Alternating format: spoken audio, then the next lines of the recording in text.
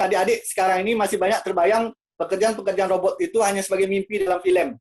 Mungkin hampir sama kita. Tapi nanti kita akan melihat bagaimana sebuah robot itu sudah real kenyataannya. Ini tahun 1920 ini, mungkin belum lahir kita dan sebagainya, itu hanya sebagai mimpi-mimpi. Seperti film-film robot-robot tangannya kaku dan sebagainya. Dan kemudian robot adalah manipulator, reprogrammable, multifungsi yang dirancang untuk memindahkan material, suku cadang, alat atau perangkat khas melalui gerakan yang diprogram. Jadi konsepnya adalah sebuah benda yang bergerak, kemudian diprogram. Ya. Ada juga benda tersebut bergerak, tapi tidak terprogram, nah itu tidak termasuk bagian dari robot. Jadi konsepnya sesuatu benda yang bergerak, terprogram. Itu harus kita konsepkan dua itu, bergerak dan terprogram. Bagaimana dengan remote mobil, Pak, mobilan? Kalau remote mobilan tersebut bergerak, tapi tidak terprogram, berarti tidak robot. Tapi kalau di dalamnya ada pemrograman, contoh, orang mengendalikan sebuah robot mobilan, kemudian dikontrol ada programnya, berarti itu masuk robot. Tapi kalau hanya sinyal pemancar aja tanpa program, berarti dia bukan masuk robot. Nah ini, adik-adik sekalian, ini perlu dipahami juga. Kalau dulu mungkin law of robot ini tidak begitu dipikirkan orang. Karena apa? Tidak mungkinlah sebuah robot itu akan melakukan tindakan yang seperti dalam film-film. Nah, seperti mungkin Terminator 3 yang Terminator akhir kita nonton, bagaimana sebuah Skywise atau kata sebuah komputer server mengendalikan robot, kemudian robot tersebut menghancurkan manusia, seperti itulah. Maka di sini si Asimov membuat sebuah rule-nya atau law-nya. Pertama adalah hukum robot pertama, robot tidak bisa melukai manusia atau melalui kelembaban memungkinkan manusia untuk datang untuk menyakitinya. Jadi hukum pertama itu robot tidak boleh menyakiti manusia apalagi membunuh manusia. Kemudian masuk hukum kedua, robot harus mematuhi perintah yang diberikan kepadanya oleh manusia, kecuali perintah tersebut bertentangan dengan aturan hukum tertinggi. Balik lagi nih, ketika robot tersebut diperintahkan oleh sebuah manusia, tapi robot tersebut tidak boleh memukul atau membunuh manusia itu sendiri. Nah, istilah kita kalau di kampus itu, senior tetap nomor 1. Nah, ya Pak Isan ya. Bagaimanapun, hukum pertama senior selalu betul. Hukum kedua, kalau terjadi kesalahan, kembali kepada pasal 1 lagi. Nah, ini usulnya, apapun kita di ospek, senior tetap betul. Nah, ini sama dengan ini. Jadi, apapun yang terjadi terhadap robot, robot itu ditinju, robot itu dihantam, dan sebagainya, robot tersebut tidak boleh menyakiti manusia. Mengapa ini harus kita sampaikan? Dan harus dibuat hukumnya. Mungkin sekarang, ini hanya sebagai lelucon, Pak Isan ya, dan Pak Deddy, dan sebagainya. Ini hanya sebuah lelucon. Mengapa sih robot itu harus ada hukumnya? Nah, nanti kita lihat bagaimana robot tersebut untuk zaman sekarang ini udah mengerikan sekali. Ya, ketika robot ini turun ke lapangan, dipakai dan dibeli oleh seseorang dan digunakan oleh manusia untuk memukul seseorang, maka robot tersebut bagaimana? Kalau dia tanpa hukum, maka robot tersebut berbahaya. Nah, konsepnya adalah ketika robot nantinya diturunkan ke lapangan, dijual di pasaran, robot tersebut harus memiliki hukum ini. Jadi ada sebuah lisensi badan hukum nanti, ketika robot ini mau dipasarkan, harus ada lisensi hukum robot, harus ada di logika algoritmanya. Nah, di algoritmanya. Jadi ketika algoritma itu sudah diverifikasi, programnya betul, berarti robot ini boleh dijual di pasaran. Nah, ini istilahnya untuk robot yang dijual di pasaran. Ya. Nah, istilah robot, mungkin robot pertama kali, sejarahnya robotnya besar, ya sangat besar sekali, dan programnya sangat sulit, yaitu 1954, robot diprogram pertama kali dirancang oleh George de Paul dengan koin otomatis. Kalau kita tuh kayak main game-game di dulu kalau kita main game di tempat-tempat game itu biasanya pakai koin-koin, kalau sekarang udah pakai kartu. Jadi pakai koin-koin tersebut, diisi koinnya, maka robot itu akan diprogram. Itu satu persatu. Istilahnya kalau ada jurusan elektronika di dalam ini atau informatika, ada namanya bit, ya, digital. Nah, itulah asal usulnya. Robot ini asal usulnya dari pelajaran digital, ya. Dengan pelajaran digital tersebut, maka timbullah sebuah robot. Nah, perlu yang dipelajari knowledge of robotics adalah sistem dinamis pemodelan analitis, kontrol umpan balik, sensor yang jelas, pengkondisian sinyal, aktuator ini tangannya atau penggeraknya, kemudian hardware komputernya dan pemrograman. Ini yang harus dipelajari dalam sebuah dunia dalam robotik. Nah, ini kunci komponennya. Pertama, untuk sebuah robotik, ya, yang tengah-tengah itu perlu controller. Tempat controller inilah induknya. Istilahnya kalau bidang mekanik yang belum paham ini adalah prosesornya. Kalau kita punya laptop, kita punya prosesor. Di robot tentu punya otaknya, seperti otak kita manusia. Itu kontrolernya. Kemudian ada aktuator, ya. Kalau aktuator ini seperti tangan kita, badan kita, dan sebagainya. Kalau sensor ini seperti manusianya, tindak pantai sensor. Nah, power supply ini adalah baterainya, ya, power conversion unit untuk baterainya. Kemudian user interface seperti koneksi-koneksinya dan sebagainya. Ini secara sekilas. Nah, ini untuk controller. Jadi berbagai macam sekarang jenis controller kecil. Istilahnya kalau untuk sekarang ini kita masih menggunakan microcontroller yang kebanyakan robot. Tapi kalau sudah mungkin 4 atau 5 tahun lagi akan ada komputer kecil yang langsung masuk ke robot. Kalau zaman sekarang istilahnya masih pakai microcontroller. Kalau zaman kami dulu kalau membuat robot ini dibuat sendiri, ini disolder sendiri. Nah, zaman Pak Isan ya dibuat sendiri kita. Nah, kalau sekarang udah dibeli orang tapi masih bersifat microcontroller untuk zaman sekarang. Tapi dari analisa saya sekarang bahwasanya ada chip seperti nanti udah kayak Raspberry ini udah mirip komputer. Dia akan ditanamkan di sebuah robot yang kecil atau besar, dan nanti udah kayak komputer biasa. Jadi cuma bentuknya kecil, tapi udah laptop. Seperti kita punya HP ini udah komputer pada dasarnya. Ya, nah itu akan ditanamkan di dalam sebuah robot. Nah harus kita bayangkan seperti itu. Jadi robot itu sekarang seperti dalam film-film itu sudah bisa dibilang 60% sudah real untuk zaman sekarang. Nah ini sensor-sensor yang ada, banyak sensor yang ada, seperti sensor akselerator, kecepatan, sensor untuk ping, ini yang sering untuk lomba robot, sering dipakai, sensor ping ini, ya. Nah, kemudian ada sensor video, nah, ini yang lagi dikembangkan untuk artificial intelligence, sensor vision ini yang paling banyak lagi dikembangkan. Karena apa? Orang dengan artificial intelligence bisa menggambar yang diolah itu dijadikan sebuah data. Kalau dulu mungkin ilmu ini agak sulit, nah dengan adanya materi tadi, materi berikutnya adalah artificial intelligence, dari gambar kita bisa mengolah sesuatu.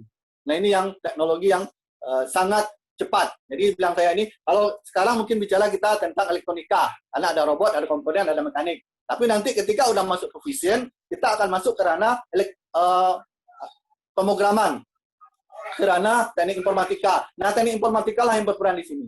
Jadi makanya saya bahwasanya robot ini sekarang bukan saja bidang elektronika, tapi sudah banyak bidangnya. Bukan saja bidang mekanik. Kalau dulu mungkin orang mengenal kalau belajar robotik berarti kita belajar mekatronik, mekanikal, elektronika dan sebagainya. Tidak masuk pemrograman yang IT dan sebagainya. Nah, kalau sekarang dengan adanya vision ini maka akan banyak teknologi-teknologi IT yang masuk di dalamnya. Kemudian ini fleksi force sensor untuk tekanan, dan inilah sensor yang umum dipakai, ya. Karena untuk mekanik, nah ini bagi orang mekanik sudah jelas konsep dari sebuah robot itu awalnya adalah bagaimana membantu manusia untuk bisa bergerak dan mempermudah manusia. Itu awal membuat robot itu, ya, sebagai alat bantu saja.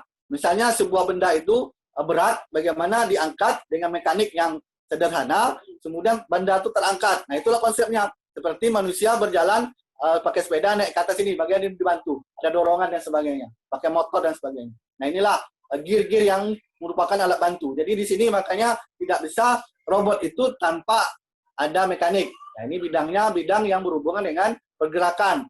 Dengan adanya tenaga yang sedikit, tapi ilmu mekaniknya tinggi, kemudian bisa membantu pergerakan, maka energi yang dikeluarkan oleh robot agak sederhana.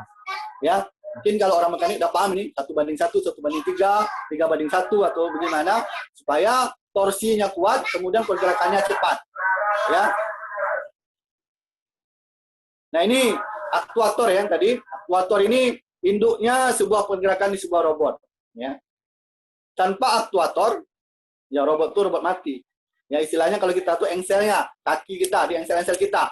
Tanpa engsel kaki, engsel tangan dan sebagai lutut dan di lutut tangan, dan ini tidak akan bisa bergerak. Nah inilah induknya. Tapi bagi jurusan yang informatika yang ada di sini, kita akan melihat ini adalah motor-motor listrik ya. Mungkin kalau bidang elektronika dia ada paham juga, tapi ada juga nanti motor besar. Nah itu bidang listrik. Terima kasih bilang tadi, saya mengikuti 4 bidang mata kuliah tadi dalam perkuliahan, elektronika, informatika, elektronika, dan robotik. Jadi 4 bidang itu yang merupakan harus dipahami juga. Kadang-kadang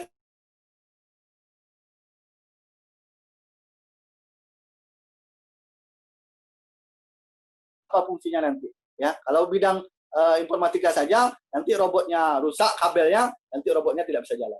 Dan perlu diketahui juga untuk zaman sekarang aktuator ini bisa dibeli begitu saja dengan harga murah, tergantung dari kapasitasnya.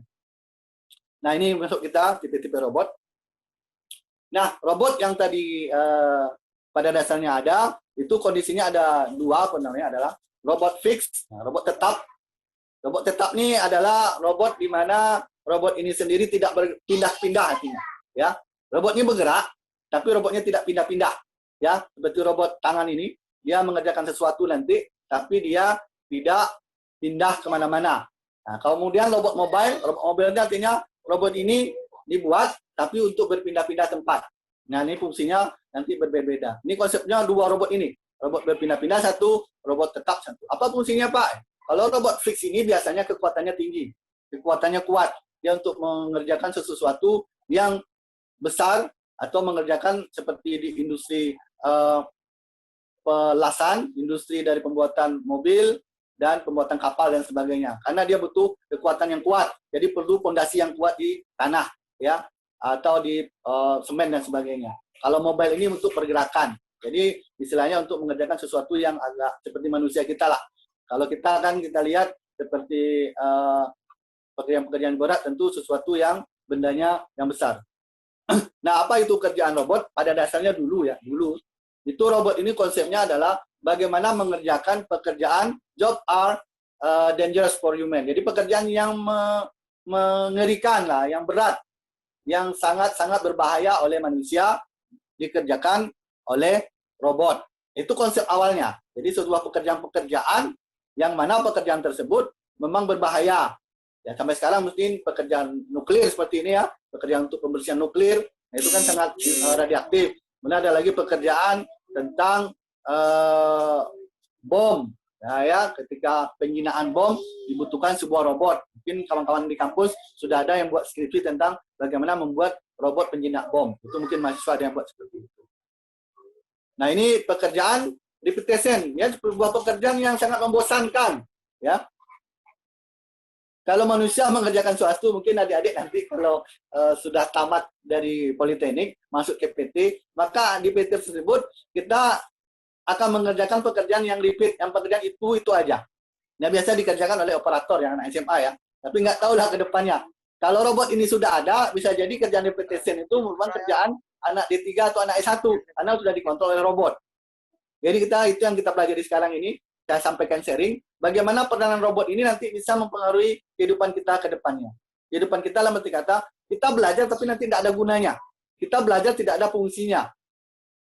Nah, itu harus kita pelajari ke depannya. Contoh, saya dulu kalau bahasa pemrograman ya, itu sudah dari Turbo C, Pascal, kemudian ada COBOL, ada Basic, ada mungkin agak 30 program yang saya pelajari dan ada di kepala ini. Tapi apa? Sampai sekarang hanya terpakai mungkin dari 30 itu 5. Seperti Visual Basic, PHP, dan sebagainya. Yang 25 program yang lain itu tidak terpakai.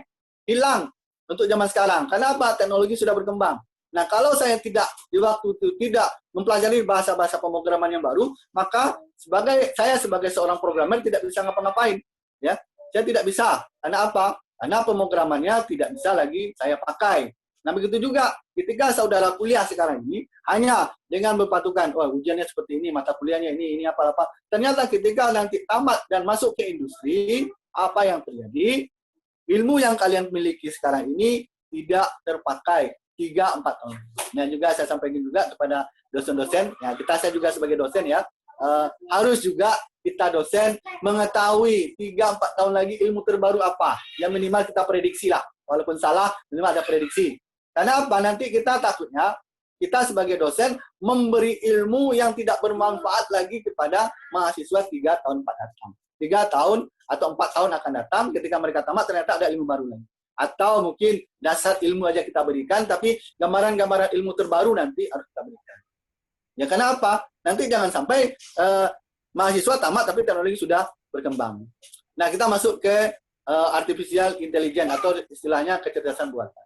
Ya, istilah artificial intelligence ini pada dasarnya adalah istilah barat yang konsepnya adalah bagaimana otak manusia, kecerdasan yang ada di diri manusia ini pindah ke dalam sebuah robot. Itu aja konsepnya, ya. Tadi kita bicara tentang robot, ya. Kita bicara tentang robot seperti ini. Nah, sekarang kita bicara tentang otaknya robot. Nah, ini otaknya robot tentu banyak di bidang IT. Ya, adik-adik yang di bidang IT, nah harus memahami ini. Memahami apa itu yang disebut dengan kecerdasan buatan. Tapi yang bidang elektronika dan mesin dan listrik harus juga secara konsepnya. Karena apa? Karena banyak kecerdasan buatan ini sudah ada tool-toolnya. Jadi kita tidak perlu membuat, kita hanya bisa memakai. Kita bisa memakainya. Jadi tidak perlu membuat dari awal. Nah, itulah kelebihannya dengan sistem Google sekarang. Ada internet, kita searching, maka akan keluarlah bahan yang ada. Ya. Nah, itu apa itu AI? What is the AI? AI, ya, artificial intelligence. Inilah dalam orang ahlinya pertama menyebutkan bahwanya according to the father of artificial intelligence, John MacArthur, ya, ilmu pengetahuan dan engineering membuat intelijen mesin di mana special intelligent computer program. Jadi sesuatu intelijen manusia yang bisa diprogram. Itu konsep sederhananya. Jadi bagaimana untuk engineering dan sebuah membuat mesin yang pintar. Itulah pada konsepnya adalah yang dinamakan artificial intelligence. Atau kita istilahnya seperti ini, artificial intelligence adalah kecerdasan buatan. Bagian dari ilmu komputer yang mempelajari bagaimana membuat mesin dapat melakukan pekerjaan seperti dan sebaik yang dilakukan oleh manusia. Jadi bayangkan kita belajar pintar-pintar dalam membuat gambar. Mungkin di sini ada yang jurusan mesin yang bisa membuat gambar. Kemudian nanti akan datang ada sebuah mesin yang dikasih artificial intelligence dalam otaknya, dikasih aja gambaran, kita terangkan saja, kemudian akan keluar gambar oleh dia. Nah, apa gunanya kita belajar menggambar? Nah, kalau kita mempelajari yang namanya artificial intelligence, konsepnya seperti itu, kita bisa menggunakan apa tool-tool yang ada di artificial intelligence, kita gabungkan dengan pengetahuan penggambar kita. Jadi kita tetap aja berfungsi di dalam dunia nanti, dalam perkembangan teknologi yang baru nanti. Ya. Nah, inilah konsepnya. Ya, konsepnya adalah ini adalah yang dibuat oleh manusia, ya, artifisial, ya, sesuatu mesin yang dibuat, ya. Kemudian ditambah dengan sebuah intelijen, otak, kecerdasan, maka terbentuklah sebuah robot yang namanya artificial intelligence. Jadi di robot tersebut digabung mereka itu dalam sebuah teknologi yang mekaniknya ada, kemudian ada kecerdasan. Nah, atau disebutnya adalah sebuah artificial intelligence itu adalah the ability to solve the problem, dapat menyelesaikan masalah, ya, dapat memecahkan sebuah masalah. Jadi ketika AI itu dimasukkan ke dalam sebuah robot, maka robot itu bisa menyelesaikan masalah. The ability to act rasionalis, ya, bekerja sesuai dengan rasional, ya, sesuai dengan logika-logika yang ada. Kemudian the ability to act like human, ya, dia bisa bekerja sesuai dengan pekerjaan manusia, mirip dengan pekerjaan manusia. Nah, inilah artificial intelligence yang akan datang, ya. Jangan kita membayangkan kita belajar kemudian nanti akan datang kita bisa bekerja di bidang A, B, C. Nah, perlu juga bidang-bidang lain juga harus memahami. Untuk zaman sekarang ini, kalau kita tidak hati-hati, pekerjaan kita itu sudah banyak diambil oleh pekerjaan-pekerjaan oleh dunia robot. Mungkin pernah didengar, Google sekarang itu tidak memerlukan lagi seorang sarjana untuk jadi programmer dan pekerjaan mereka. Apa yang dibutuhkan? Seorang yang bisa mengetahui dan bekerja secara intelektual. Ya, jadi walaupun dia tamat SMA, walaupun dia SD 3 dan mampu dia mengerjakan sesuatu, bisa kerja, profesor pun bisa dilewati dia. Nah, itu yang dilakukan oleh Google sekarang. Dan hampir sekarang itu menggunakan sifat-sifat kriteria seperti itu industri-industri besar. Jadi orang ini bisa bekerja sesuai yang diinginkan dia, sudah bekerja. Karena apa? Dia ingin orang tersebut bisa menghasilkan oleh mereka. Nah, itu apa yang terjadi ketika pekerjaan tersebut diambil alih oleh robot. Itu kita takutkan. Nah, ini perkembangannya, sistemnya. Dari awal 1950, pekerjaan biasa dilakukannya, dan ini liku-likunya, dan handphone kapan keluar? Ya, 2014 itu udah mulai handphone berkembang dengan cepatnya. Kemudian ini bergerak lagi. Nah, ini udah vision, dan sekarang inilah kira-kira liku-likunya timeline perkembangan. Dari 1950 sampai 2019. Selama 50 tahun, ya, itu bergerak. Nah, sudah cepat. Nah, tapi akselerasinya paling cepat itu, paling dominan itu di tahun 2017 ini. Ketika chip-chip sudah berkembang, artificial intelligence sudah berkembang, itu kecepatannya cepat. Kalau dulu mungkin software terlambat daripada hardware. Kalau sekarang tidak, hardware sudah sangat-sangat terlambat. Ya. Jadi dibandingkan dengan software, perkembangan teknologi software. Jadi sekarang software itu sudah siap mau dimasukkan ke hardware yang terbaru. Jadi sekarang orang mengembangkan bagaimana hardware yang terbaru itu bisa mampu masuk software yang terbaru. Ya, seperti yang sudah kita dengar yang terakhir, Google Assistant sekarang yang punya Google sudah bisa melacak hanya dengan kita ngomong, kemudian dia bisa mencari data yang lengkap. Ya, itu yang lagi yang berkembang. Ya.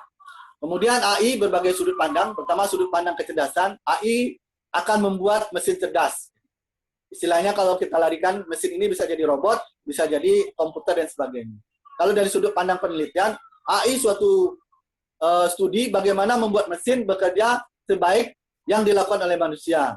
Itu kalau kita membuat sebuah penelitian, mungkin ada Pak Hendrik ya, ada dosen yang nanti memberikan kepada mahasiswa, ya, tentu kita memberikan pandangan kepada mahasiswa bahwasanya kita membuat sebuah program tersebut, tentu program tersebut bisa memperbaiki pekerjaan-pekerjaan yang ada di manusia itu sendiri. Kemudian sudut pandang bisnis, AI adalah kumpulan peralatan yang sangat powerful dan metodologis dalam menyelesaikan masalah. Ini yang biasanya kita lakukan. Nah ini yang bidang AI ya, karena 3 bidang tadi, karena robotik, kecerdasan buatan, dan revolusi industri 4. Ini yang AI-nya. Nah, adik-adik sekalian, dan dosen-dosen, bapak-bapak juga sekalian, untuk kecerdasan buatan, mungkin sangat cepat perkembangannya. Kalau sekarang lagi yang posisi di atas, itu namanya machine learning ya. Mungkin adik-adik, saya dulu 10 tahun yang lalu, pernah didengar sama kawan-kawan di kuliah, di yang sini industri, dia bekerja, nanti ada sebuah mesin bisa belajar sendiri Pak Iqbal. Mesin belajar sendiri. Macam mana? Dia belajar sendiri ya. 10 tahun yang lalu. Saya pun, ini tak masuk akal lah yang kamu bilang. Masa mesin bisa belajar sendiri. Konsepnya bagaimana? Ya, seperti kita belajar Pak Iqbal. Maksudnya gimana kita belajar? Ya nggak mungkin kan, mesin itu kan kita program. Gimana kita bisa belajar? Nah, ternyata untuk 5 tahun yang sekarang, yang sudah terjadi sekarang, memang sudah real, machine learning namanya. Mesin ketika diprogram pertama kali, dimasukkan kecerdasan buatan yang namanya machine learning, maka mesin tersebut sudah bisa belajar. Jadi istilahnya apa? Kita bukan buat program mereka suruh bergerak, tapi apa? Kita membuat program yang namanya machine learning. Nah, jadi seseorang membuat program yang namanya machine learning. Jadi bukan kita membuat program robot itu bergerak ke sana kemari, bukan. Tapi program yang dibuat adalah program machine learning yang nanti ditanamkan ke robot. Jadi robot itu awalnya memang tidak tahu cara menggerakkan sesuatu, dia tidak tahu. Tapi apa? Seseorang membuat program bagaimana robot itu bisa belajar. Nah, itu yang adik-adik perlu pahami. Ya, yang namanya machine learning ya. Nah, dari machine learning ini banyak urutan-urutannya. Kemudian ada nama natural, di dalam itu selain machine learning ada natural language processing. Ya, dari kita bicara ini ya, nanti robot memahaminya.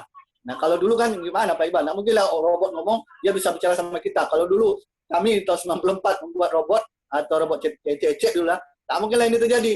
Nah, tapi apa perkembangan teknologi ini? Robot hanya membutuhkan yang namanya prosesor tinggi dan data yang tinggi, ya, tempat menyimpan data, base data namanya, ya. Dengan teknologi yang berkembang sekarang ini, yang namanya cloud computing, sehingga semua data komunikasi masuk ke cloud, suara kita berkembang di sana, database kita bisa dimanipulasi di dalam, akhirnya dikirimlah data lewat Wi-Fi zaman sekarang, ya. Kecepatan Wi-Fi sangat tinggi. Jadi makanya mengapa robot sekarang bisa berkembang dengan cepat? Karena tadi itu kecepatan Wi-Fi, mengirim data dan menerima data sangat cepat sekali. Ya, sangat cepat sekali. Sehingga ketika diolah oleh server yang besar di cloud computingnya, ya, di server yang besar, kalau mungkin di komputer biasa kita olah suaranya mungkin tidak membutuhkan 1-4 hari. Tapi dengan cloud computing, server yang paling besar 1-4 hari yang kita sampaikan tadi, dalam jangka 1 menit atau 1 detik, sudah diolah data tersebut dan mengeluarkan data keluarannya. Nah, ini banyak lagi, ada efisien, ada expert system.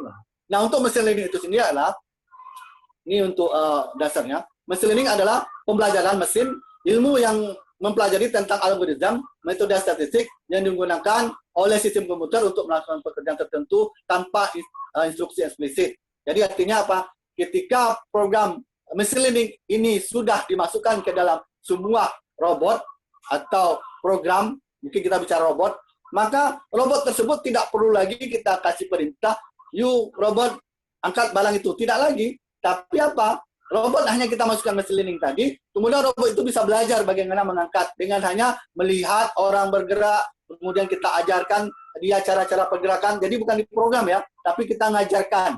Tapi robot ini tidak juga pintar kalau tidak diajarkan. Jadi istilahnya robot ini tetap juga belajar. Nah, sekarang saya juga lagi mempelajari dua metode machine learning dan metode expert system. Ya, dua metode ini saya gabungkan dalam PhD saya sekarang.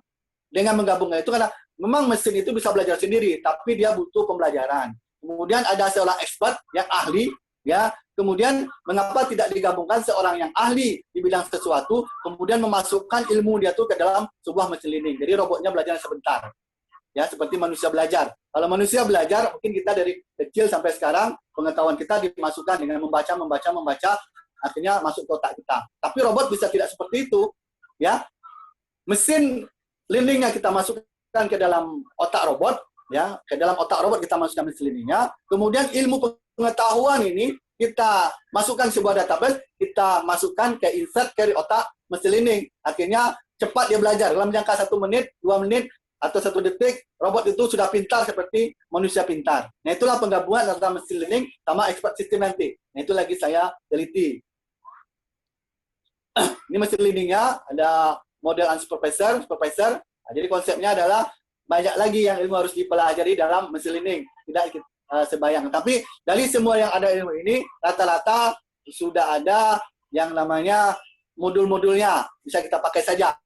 Tidak perlu bagian jurusan mesin ya, elektronika bisa dipakai saja. Ada tool-tool nanti. Ini kayaknya pembahasan bidang-bidangnya. Tapi kalau bidang saudara atau adik-adik bidang IT, ya tolong pelajari ini mesin learning karena bidang saudara. Karena bidangnya harus dipelajari lagi. Tapi kalau bidang IT, ya tentu robotnya tidak perlu kalian buat dari awal. Kalian cukup membelinya di pasaran robotnya. Kemudian kalian insert yang namanya mesin learning. Nah, jadi saya sampaikan tadi, kalau adik-adik jurusannya sekarang adalah jurusan IT, maka saudara pelajari mesin learning terbaru, kemudian kembangkan, dan nanti untuk masuk ke robot gimana Pak? Bang ya? Ya robotnya tinggal dibeli saja, seperti orang lomba robot. Mungkin ada yang ikut lomba robot di sini. Robot tidak kita buat lagi zaman sekarang. Beda kalau kami ikut lomba robot dulu. Robot kita solder, nah ya, kita modifikasi dan macam-macam. Nah kalau sekarang untuk robot berkaki, robot human, itu tidak lagi dibuat robotnya, tapi dibeli. Jadi kalau lomba robot zaman sekarang ini, lomba robot mesin learning-nya. Nah, kalau sekarang, kalau saudara sudah bisa mesin learning, kemudian ditanamkan dalam sebuah robot, robot tersebut tidak lagi kita program seperti fungsinya untuk apa. Tapi kita masukkan tanam, kemudian robot tersebut suruh aja berjalan sendiri. Kita ajarin bergerak, seperti kita menggerakkan manusia. Belajar di anak-anak. Nah, ini untuk language-nya. Ini saya harapkan ya, yang jurusan mesin, yang jurusan elektro, kita harus mempelajari macam-macam untuk industri ya, khusus nanti tamat di industri. Tolong, ini ada beberapa di PLC khususnya untuk robot, ada yang perusahaan namanya ABB, itu programnya namanya Rapid. Nah, tolong dipelajari ini juga ya.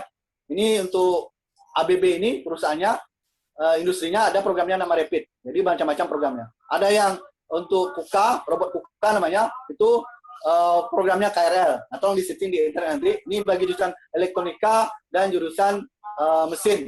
Untuk ketika nanti tamat di industri, karena ini yang dibutuhkan ya, Bapak, Ibu-Ibu. Kita mungkin di kampus kita ajarin pakai Arduino, tapi realnya di lapangan besok ketika di industri, mereka tidak lagi pelajari nama Arduino. Mereka akan melihat robot yang namanya ABB, robot yang Kawasaki, dan sebagainya. Apalagi ini 5 tahun akan datang, robot ini udah real di lapangan, dan mereka mempelajari tool-tool saja. Jadi tidak mempelajari coding-coding secara detail, tapi toolnya. Jadi tolong di dosen-dosen juga harus ngasih tahu, tolong pelajari juga robot ini, karena ketika masuk industri, inilah yang berfungsi nanti. Konsep yang ilmu yang kita pelajari, diajarkan ke mahasiswa tetap ada, tapi nanti di industri kamu ke mahasiswa kita sampaikan ada beberapa mesin industri yang ada di robotnya. Ya, ada yang nama ABB, Kakao, Kawasaki dan sebagainya. Ini software-software ini yang kita sampaikan. Karena saya lihat software ini tidak namanya tidak berubah, tapi cuman programnya agak berubah sedikit. Namanya tetap ada.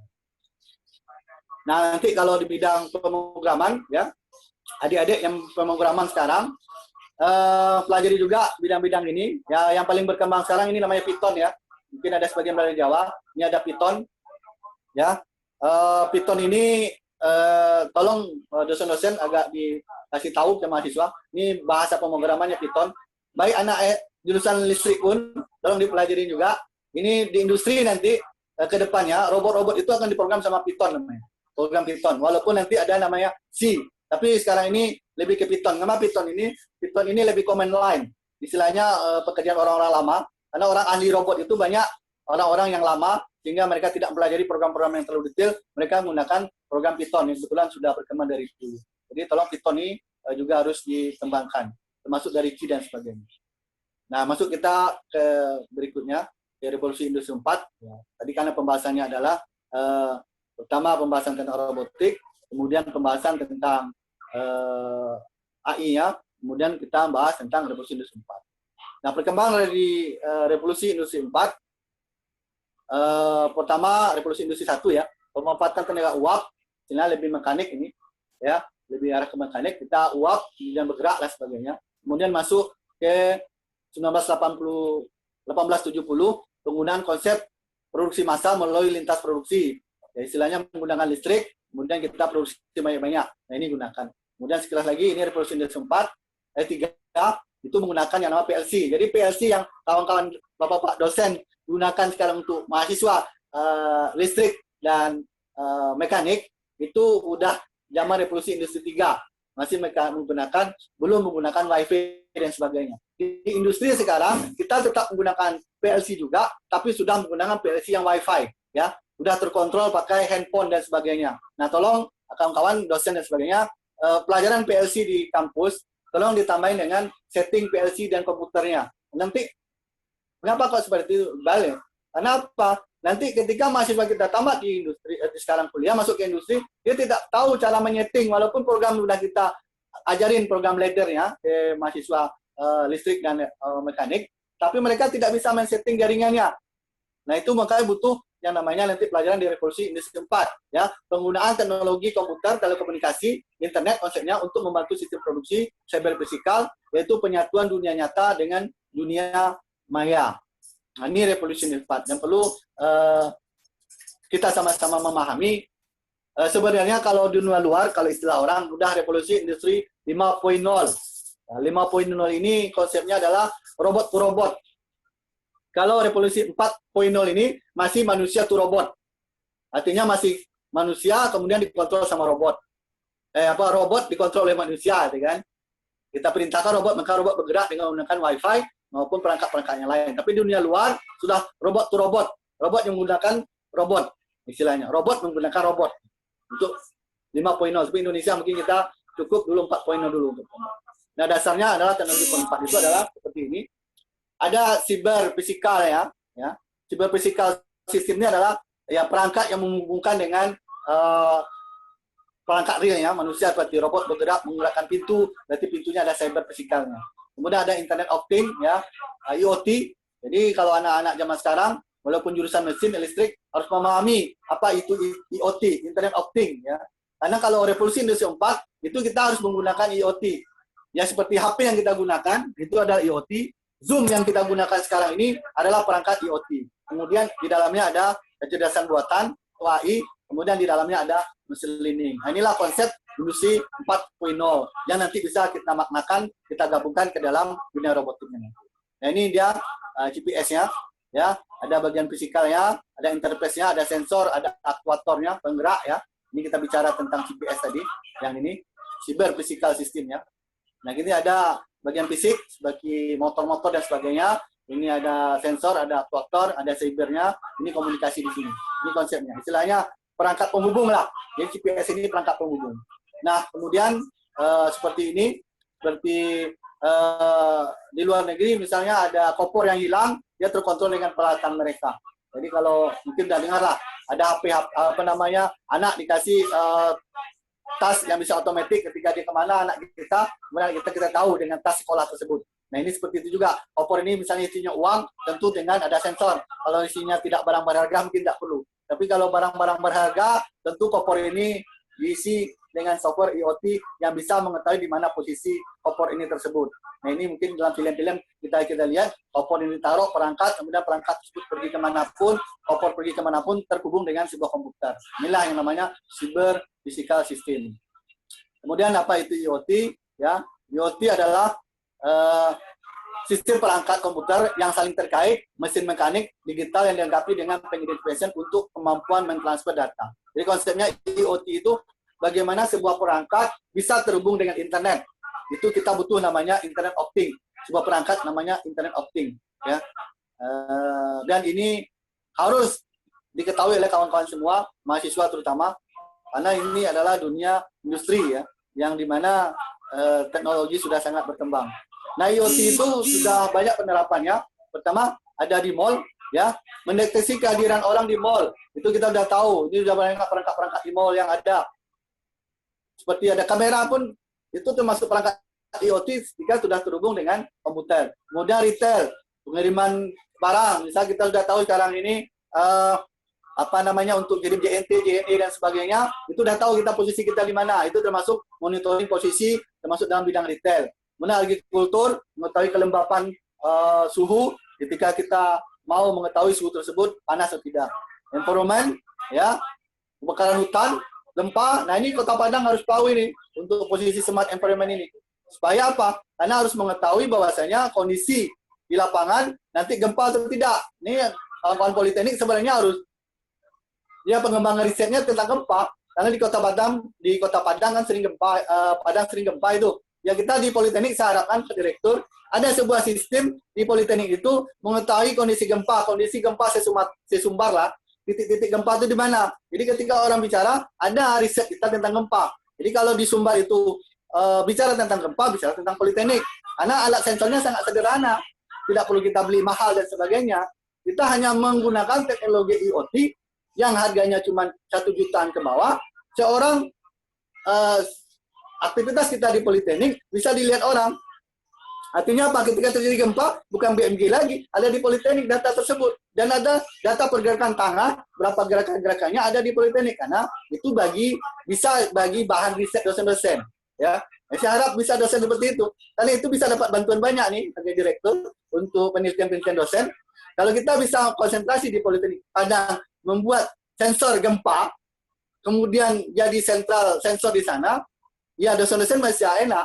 Kita bisa menggunakan mahasiswa untuk mengambil data di daerah, mengumpulkan contoh daerah mana gitu kan, daerah pesisir, kita suruh taruh sensor gempa kita di sana. Mahasiswa mana untuk mengetahui gimana cara memasang sensor gempa atau IoT-nya. Nah, situ bisa melibatkan mahasiswa jaringan, elektronika, dan sipil pun misal mengetahui konstur dari tanah masing-masing. Misalnya daerah tersebut rawan gempa, konstur tanah gimana, itu ada di server di Politeknik. Saya harapkan dengan sistem ini nanti terbentuklah sebuah sensor gempa, deteksi gempa di Politeknik. Ini pada itu usulan saya. Dengan adanya IoT ini, harganya murah, penelitian pun udah sebagian mahasiswa saya mungkin tahu, tapi penggabungan aja antara elektronika dan teknologi yang lain. Nah, karakteristik 4.0 ada digitalisasi, optimisasi, customer production, otomasi dan sebagainya. Ini adalah karakteristik di Indonesia dalam industri 4.0. Jadi di sini tadi sudah saya jelaskan ya 3 periode tadi ini karena materinya cukup banyak. Jadi pertama tentang robotik tadi, apa itu robotik? Mungkin di sini ada jurusan lain tadi kan. Kemudian apa itu artificial intelligence? Nah, kalau jurusan listrik mungkin tak paham tadi apa itu machine learning atau paham. Kemudian terakhir adalah karakter industri 4.0. 4.0 ini mungkin hampir semuanya tahu bahwasanya teknologi 4.0 ini adalah teknologi yang terbaru untuk dunia sekarang ini. Walaupun ada namanya teknologi 5.0, tapi untuk Indonesia mungkin kita 4.0. Kedepannya mungkin banyak lagi. Nah, mungkin di bawah ini ada penerapan. Ini hanya video-video singkat ya, video-video singkat yang melihatkan kita robot itu sudah sampai mana sih. Ini belum videonya. Nah inilah saya sampaikan tadi. Ada networking and Cloud Robotic. Nah, ini yang mungkin 2-3 tahun lagi di industri sudah mulai terjadi seperti ini. Robot sudah berkomunikasi sama robot, tidak manusia lagi. Di industri sebagian robot ini sudah mengontrol dan saling komunikasi antar robot. Dia bekerja bersama robot, kemudian terkoneksi sama Wi-Fi. Nah, ini udah industri di Amerika, Jepang sudah seperti ini. Operator hanya menggunakan di servernya saja. Robot sudah bergerak sendiri, ngambil data, ngambil apa, dia ngasih barang ke robot juga sendiri. Nah, ini udah real. Robot to robot memberi pekerjaan dalam sebuah industri sudah real sekarang. Ya, sudah sangat real. Bisa kita lihat nanti contoh videonya. Ya. Nah, ini robot for medical. Ya.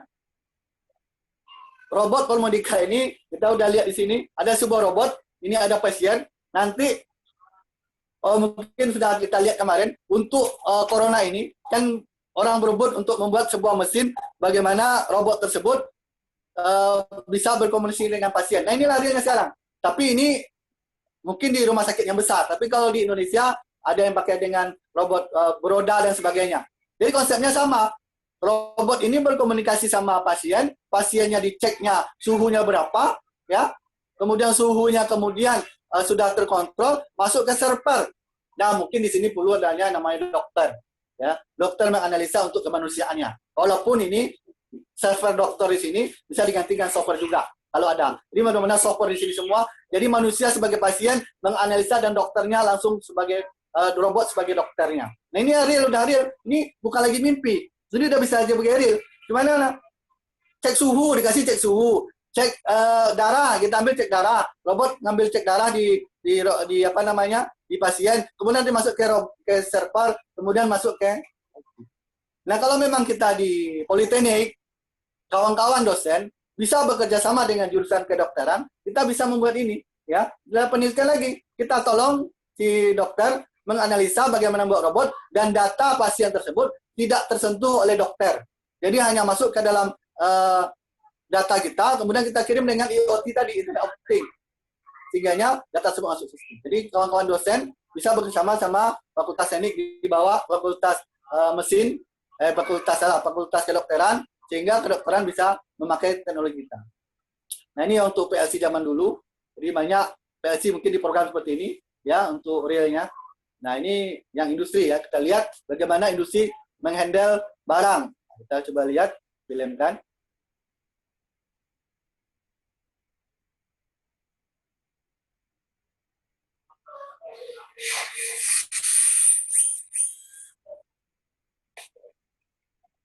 Material handling robots can be used for many applications in a variety of industries. Nah, kita lihat di sini. Material handling tasks are often tedious. Sebuah robot bisa membuat seperti ini, walaupun harga robot masih besar. Nah. Jadi manusia tidak bisa mengangkat seperti ini, real, ya. Robot angkat, akan melakukan seperti ini. Ini robot tangan, yang robot fit tadi. Nah, bisa kita perhatikan, ya. Robot fix ini untuk industri sudah real, bukan lagi mimpi. Ya. Jadi kalau bagian suka mengelas, mengsolder, udah ada robot. Jadi keahlian kita nyolder, ngelas, ada lagi fungsi. Sudah dibeli robot lain sama orang. Nah, untuk mengkondel, operator sudah hilang. Walaupun harganya masih 3 miliar, Bapak-Bapak, ya. Harganya masih mahal. Tapi Cina sudah mulai mengcopy paste. Harganya sekarang sudah di pasaran 500 juta. Sekarang. Tapi bagaimana 4 tahun akan datang yang harganya mencapai cuma 100 juta. Nah, itulah robot handling. Robot ini sekarang mungkin masih mahal. Jadi bagaimana nanti? Nah, kalau harganya udah 100 juta, jadi operator di industri, terutama di Kota Batam misalnya, itu udah hilang.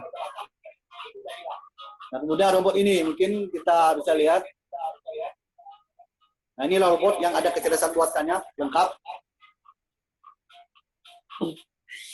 Ini real, ya, bukan lagi mimpi. Real robotnya sudah ada di Boston penelitiannya. Robot ini sudah digunakan untuk perang oleh Amerika untuk mendeteksi lokasi-lokasi tertentu yang berat. Nah ini dengan kecerdasan buatannya, robot bisa bergerak di bawah robot. Bagaimana ini bisa terjadi? Karena ada komunikasi antar robot. Nah, jadi kalau kita mahasiswa, mungkin kita tidak mempelajari secara detail, tapi dilihat di Google bagaimana mekaniknya bagi yang jurusan mekanik. Kalau yang program, bagaimana pemrogramannya bisa di-set ke dalam, bagaimana programnya bisa dirubah, dan sebagainya. Nah, ini apa? Ini 5 tahun akan datang akan dijual belikan di pasaran. Mungkin di beberapa kampus atau beberapa industri akan ada ini. Ya, itu robot. Nah, coba kita lihat berikutnya. Dia bisa mencuci. Ya. Nah, ini besok pekerjaan rumah tangga orang-orang kaya itu ya beli robot aja. Dia beli robot, kemudian robot tersebut bisa digunakan untuk pekerjaan rumah tangga. Nah, ini baru bidang robot. Ini kita lihat bidang per bidang yang bisa dikerjakan oleh robot itu sendiri. Nah, ini robotnya mungkin sekitaran masih 2 miliar lah atau 1 miliar harganya. Nah, robot ketika jatuh, kalau kita manusia kalau jatuh mungkin marah. Tapi robot karena jatuh, dia tidak marah. Dia baik hati lah. Karena pakai hukum tersebut. Hukum law robotik, tidak boleh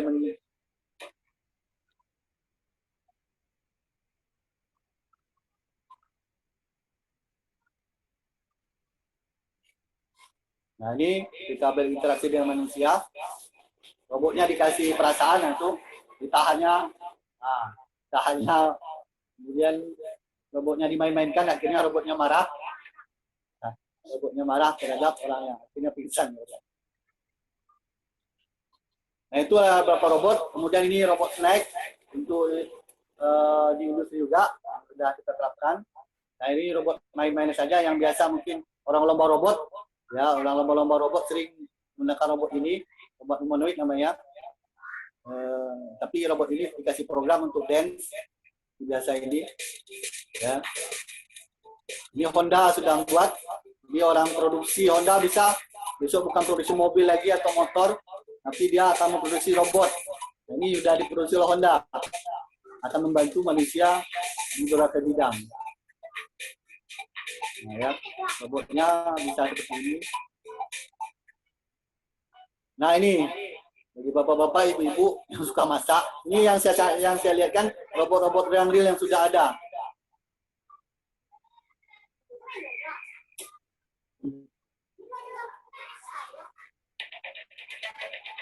Nah, mungkin bapak-bapak mau masak rendang besok bisa suruh robot aja, adik-adik. Nah, kita dengan menu screen seperti ini, kita perintahkan sebuah robot untuk masak. Tentu robot ini dikasih pelajaran dulu dengan mesin learning, sehingga dia tahu bagaimana resep-resep yang ada. Dan kita hanya membutuhkan seorang ahli masak dan ajarin ke robot ini.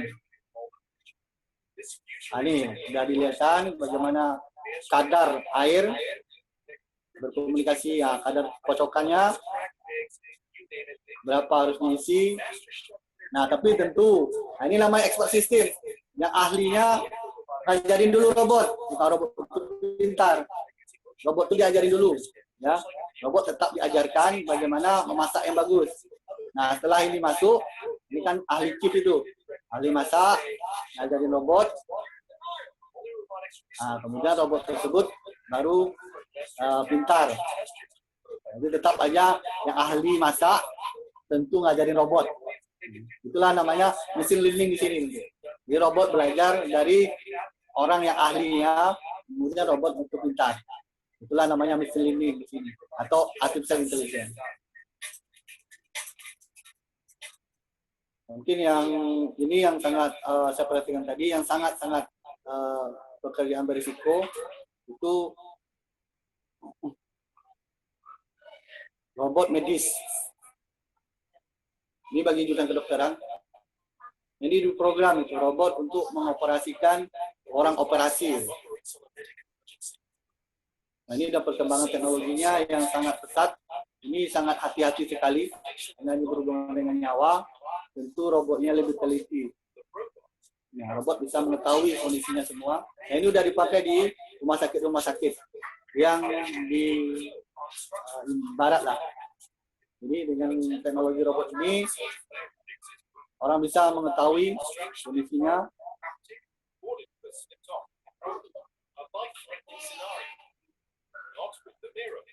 Nah, ini dipraktikkan dulu. Tentu sebelum dilakukan, robot dipraktikkan dulu. Dimana ini masih dikontrol oleh manusia. Gimana cara menjahit? Di robot menjahit sendiri, bukan lagi manusia.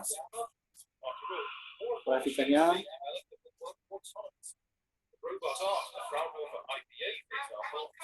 Nah, ini masih berhubungan dengan mekanik. Nah, ini yang terakhir yang bisa saya sampaikan. Ini robot Sophia ya. Ini robot yang sudah dibeli lisensinya oleh Arab Saudi karena kecerdasan dia. Arab Saudi sudah membeli yang namanya lisensinya tentang robot Sophia. Robot Sophia ini sudah komunikasi kali sama manusia. Kita lihat, ini sudah sangat populer sekali. Memang sih secara mekanik dia tidak begitu bagus, tapi dia secara artificial intelligence ya, atau mesin learning-nya sudah berkembang. Dia sudah bisa berkomunikasi dengan manusia seperti kita berkomunikasi. Coba lihat. Nah, robot ini sudah bisa ya berkomunikasi.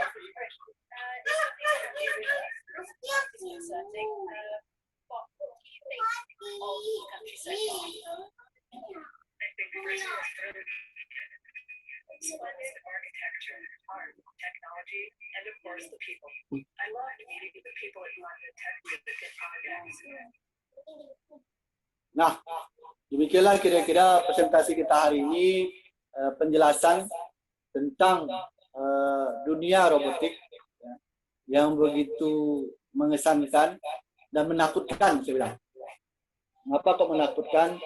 Saya takutnya nanti banyak pengangguran yang ada di Indonesia, terutama untuk alumni Politeknik Negeri Padang, kalau tidak memahami konsep-konsep robotik yang akan menggantikan pekerjaan kita. Seperti dulu saya sering arti kata membuat sebuah program-program sederhana, ternyata sekarang program itu sudah ada di industri, ada di lapangan, dijual orang dengan murah. Kemudian kita dulu biasa nyolder-nyolder untuk membuat PCB, sekarang ada industri yang sederhana dan murah membuat PCB yang ada. Kemudian apalagi kawan-kawan yang lain yang membuat program atau membuat gambar, kemudian sekarang ada software yang membuat gambar yang sederhana juga. Mungkin itu aja saya sampaikan, mungkin ada tanya jawab dari peserta dan sebagainya. Saya kembalikan ke Pak Ihsan. Assalamualaikum warahmatullahi wabarakatuh. Waalaikumsalam warahmatullahi wabarakatuh.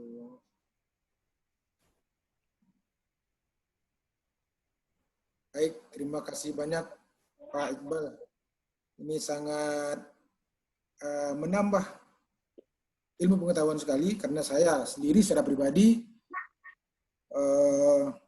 mendapatkan ilmu yang banyak dari beberapa uraian yang disampaikan oleh Pak Iqbal tadi.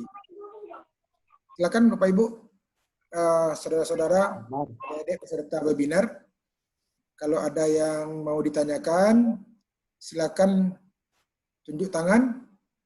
Kemudian nanti kita akan bergantian nanti.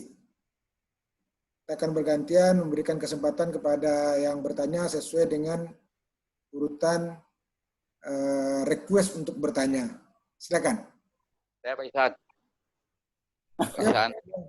Silakan Pak Adria. Pak Adria, Pak. Ya. Terima kasih. Assalamualaikum warahmatullahi wabarakatuh. Waalaikumsalam Pak. Pak Muhammad Iqbal. Saya alumni Politeknik juga Pak, angkatan 88. Iya dah.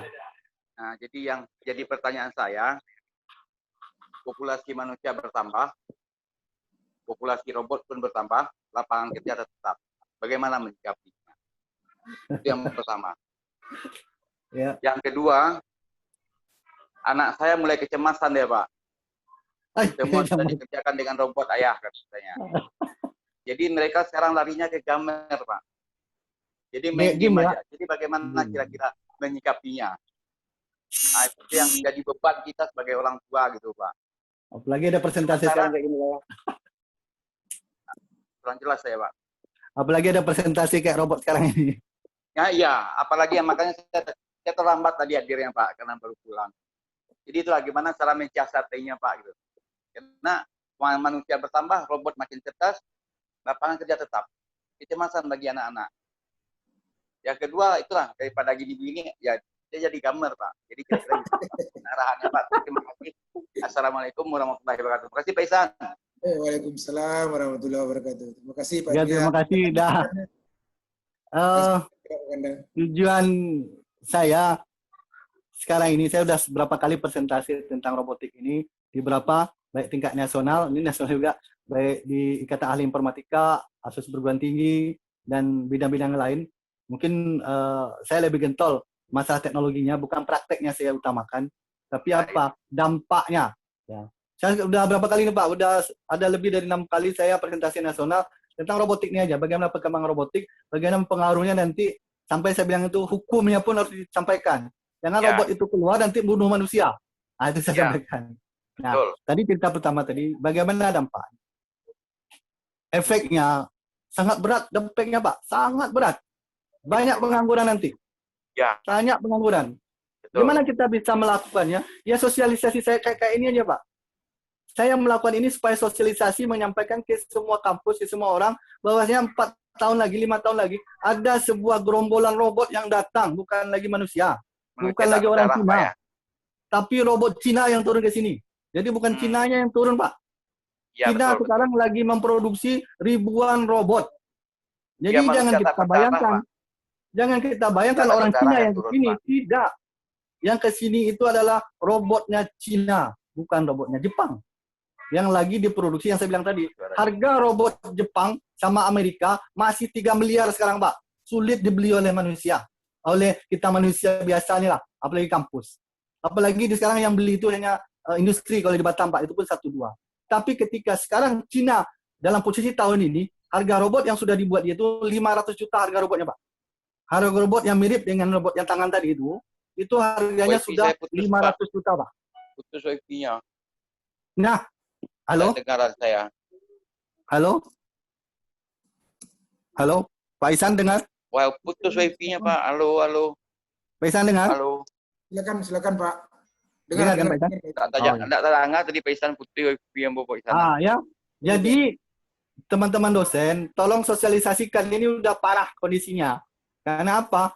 Berapa tahun lagi robot, contoh nanti yang kita lakukan. Yang kesini itu robot-robot yang diciptakan di Cina yang harganya, kalau takut saya, kalau harga robot tangan itu harganya 100 juta, di copy paste oleh Cina dengan harga murah, itu industri akan memakai itu. Nah, bagaimana mengantisipasinya? Mengantisipasinya adalah teknologi-teknologi saya bilang tadi, pelajari, machine learning, berarti kita pelajari machine learning, tool-tool machine learning-nya. Robot tuh pasti pakai machine learning. Kemudian tool-tool mekaniknya, kita pelajari tool-tool mekaniknya. Nah, kalau bisa kita assembly. Kalau mereka rusak nanti diperbaiki. Jadi anak-anak kawan-kawan yang lulusan elektronika, pahami juga elektronika, kontrol apa aja dalam robot tersebut. Kalau bidang IT, anak-anak kita jurusan IT, ya IT robotik untuk kedepannya apa? Jadi tolong seling dilihat. Pengetahuan dasar yang kita pelajari di kampus, ya itu tetap ada. Tapi pengetahuan untuk 3-4 tahun lagi itu harus juga dikasih tahu. Oke, mahasiswa, pengetahuan itu termasuk dosen, pengetahuan. Karena apa? Nanti jangan sampai mereka 3 tahun akan datang, 4 tahun akan datang, itu robot yang sudah mengganti mereka. Kita aja sekarang Pak Ihsan dan Dedi, kita dulu belajar pemrograman dan sebagainya. Sekarang udah ada program yang dijual di massal. Kemudian kita dulu buat PCB dan sebagainya, jurusan elektronika kan. Dan dibuat sama orang. Jurusan dulu yang mesin, ahli menggambar. Saya masih ingat tuh kawan buat mesin gambar atau buat meja gambar dan sebagainya. Sekarang apa guna meja gambar? Tak ada gunanya.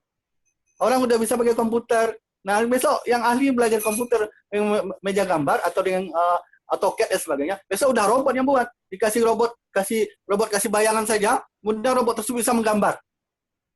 Apa gunanya manusia untuk menggambar? Robot hanya bilang, saya pingin seperti ini, kata orang kan. Seperti buat gedung 2 tingkat, 4 tingkat, dan sebagainya dengan kondisi ketahanan sebagainya. Robot sudah langsung menggambar dengan data yang ada. Nah, pengetahuan itu yang diberikan ke mahasiswa dasar-dasarnya. Tetap robot itu tetap bodoh. Seperti saya bilang tadi. Ada robot yang memasak tadi. Tetap dia memasak, tapi robot tersebut diajarin dulu masaknya. Nah itu. Nah gimana sekarang kondisi Pak Ihsan? Gamers, sekarang termasuk gamers. Tolong, yang gamers, ambil logikanya. Terus terang anak saya dari kecil saya ajarin games juga Pak. Tapi siapa? Nanti untuk menghindari kebosanan mereka. Kalau mereka udah main game aja terus sampai sekarang, nanti dia hilang klimaknya. Yang jadi masalahnya adalah, ini dari pengalaman saya ya. Jadi masalahnya ketika anak udah SMP kita kasih game, itu akan berbahaya di SMA. Dia akan maniak sampai game tersebut dia logikanya putus. Ketika game itu dia udah putus logikanya, kalau dia waktu SMA enggak apa-apa, sampai di kuliah nanti belum putus logikanya, sampai kuliah pun terganggu karena dia main game aja kerjanya. Jadi ajarilah anak itu trik-trik menyelesaikan game, jangan dilarang. Kalau kita tidak ngajarin dia trik-trik menyelesaikan game, game itu akan jadi mania. Bisa jadi ketika lagi main game kita larang, dia tak mau berhenti, bisa kelahi pula sama kita. Nah, kalau insya Allah anak saya lagi enak main game, Pak, saya suruh berhenti dia. Karena apa? Logika udah putus. Ini hanya hiburannya bagi dia. Jadi game tidak bisa kita hindari dari anak-anak, Pak. Tapi suruh dia belajar game itu untuk logika, Pak. Bagaimana cara, kan dalam game itu, terus terangnya kalau kita sendiri main game itu untuk menang, Pak. Karena ada logika di sana, cara menggerakkannya. Nah, logika yang dipelajari dalam main game tersebut digunakan untuk pengetahuan nanti. Nah, kalau kita larang, logika dia kurang. Contoh aja, anak-anak yang jarang main game itu logikanya sekarang kurang. Kecuali dia cuma main di luar kan. Karena di game itu ada logika masuk ke dalam, keluar, kemudian ngambil pistol, nembak pistol, strateginya, berapa jaraknya, itu dipelajari dia. Menembak itu kan dia tahu nih, oh ini titiknya sekian. Terus titik sembunyi itu ada logika di sana. Tapi bukan yang gamenya yang kita terangkan.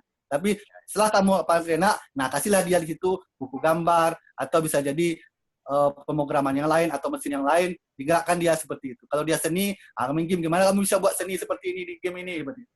Jadi kalau anak-anak jangan ditakutin kali, Pak. Tapi robotik kalau dikasih pengetahuan sama dia, kasih aja pengetahuan. Ini loh robot-robot tercanggih sekarang. Kasih aja foto-foto gambar video-video. Nanti dia paham kelemahan robot itu akan bisa dipelajari oleh manusia. Nah itulah kelebihannya. Manusia bisa mempelajari kelemahan-kelemahan robot. Ketika robot-robot itu tersendiri dikasih tahu. Tapi kalau tidak kita kasih tahu dia jenis-jenis robot seperti tadi itu, dia akan terkejut nanti. Oh robot ini canggih kali, mantap kali. Nah tapi ketika dia nonton dari kecil ke sekarang, kamu nonton robot-robot tentang tangan, robot tentang menyelam di air. Nanti dia mempelajari, oh robot ini tahu aku nih kelemahannya seperti ini, seperti ini. Jadi nanti ketika dia udah besar, misalnya dia jurusan mesin atau jurusan elektronika, ada dia ketemu dengan robot nanti 5 tahun akan datang, dia bisa merepair robot tersebut kan. Ini pengalaman, dia nonton robot, film-film robot, tapi jangan film robot yang animasi aja Pak ya, yang seperti Terminator atau robot-robot film-film, jangan itu. Tapi kayak tadi itu robot yang real, robot masak, robot kayak manusia tadi, yang real, yang diajarin. Kalau robot yang mimpi nanti pisung kita, itu entah mungkin 10 tahun, 100 tahun lagi mungkin ada, tapi yang real. Nah itu penasihat Pak. Jangan game sebenarnya dia game, tapi pengetahuan tetap. Karena banyak orang kelahi sama anak gara-gara game sekarang Pak. Kita baca WhatsApp, anak main game. Iya. Nggak bisa Pak, semua orang ngalamin seperti itu. Bukan kita pun, Pak Presiden jadi pun. masalah kan gini Pak, kalau ayahnya udah pegang HP, anak juga pegang HP. Nah, itu masalahnya. Tapi kalau anak masih kecil, saran saya jangan kasih HP, Pak. Kalau dia berdua, kasih HP 1. Jangan masing-masing kasih HP.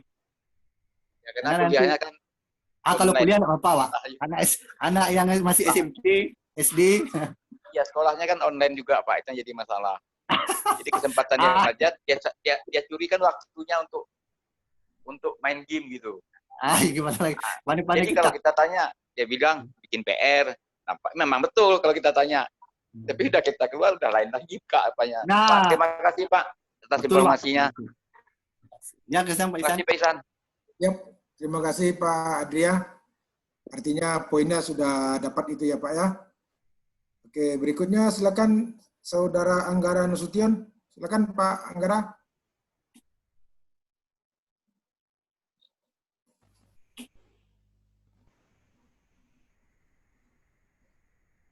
Halo Pak Anggara.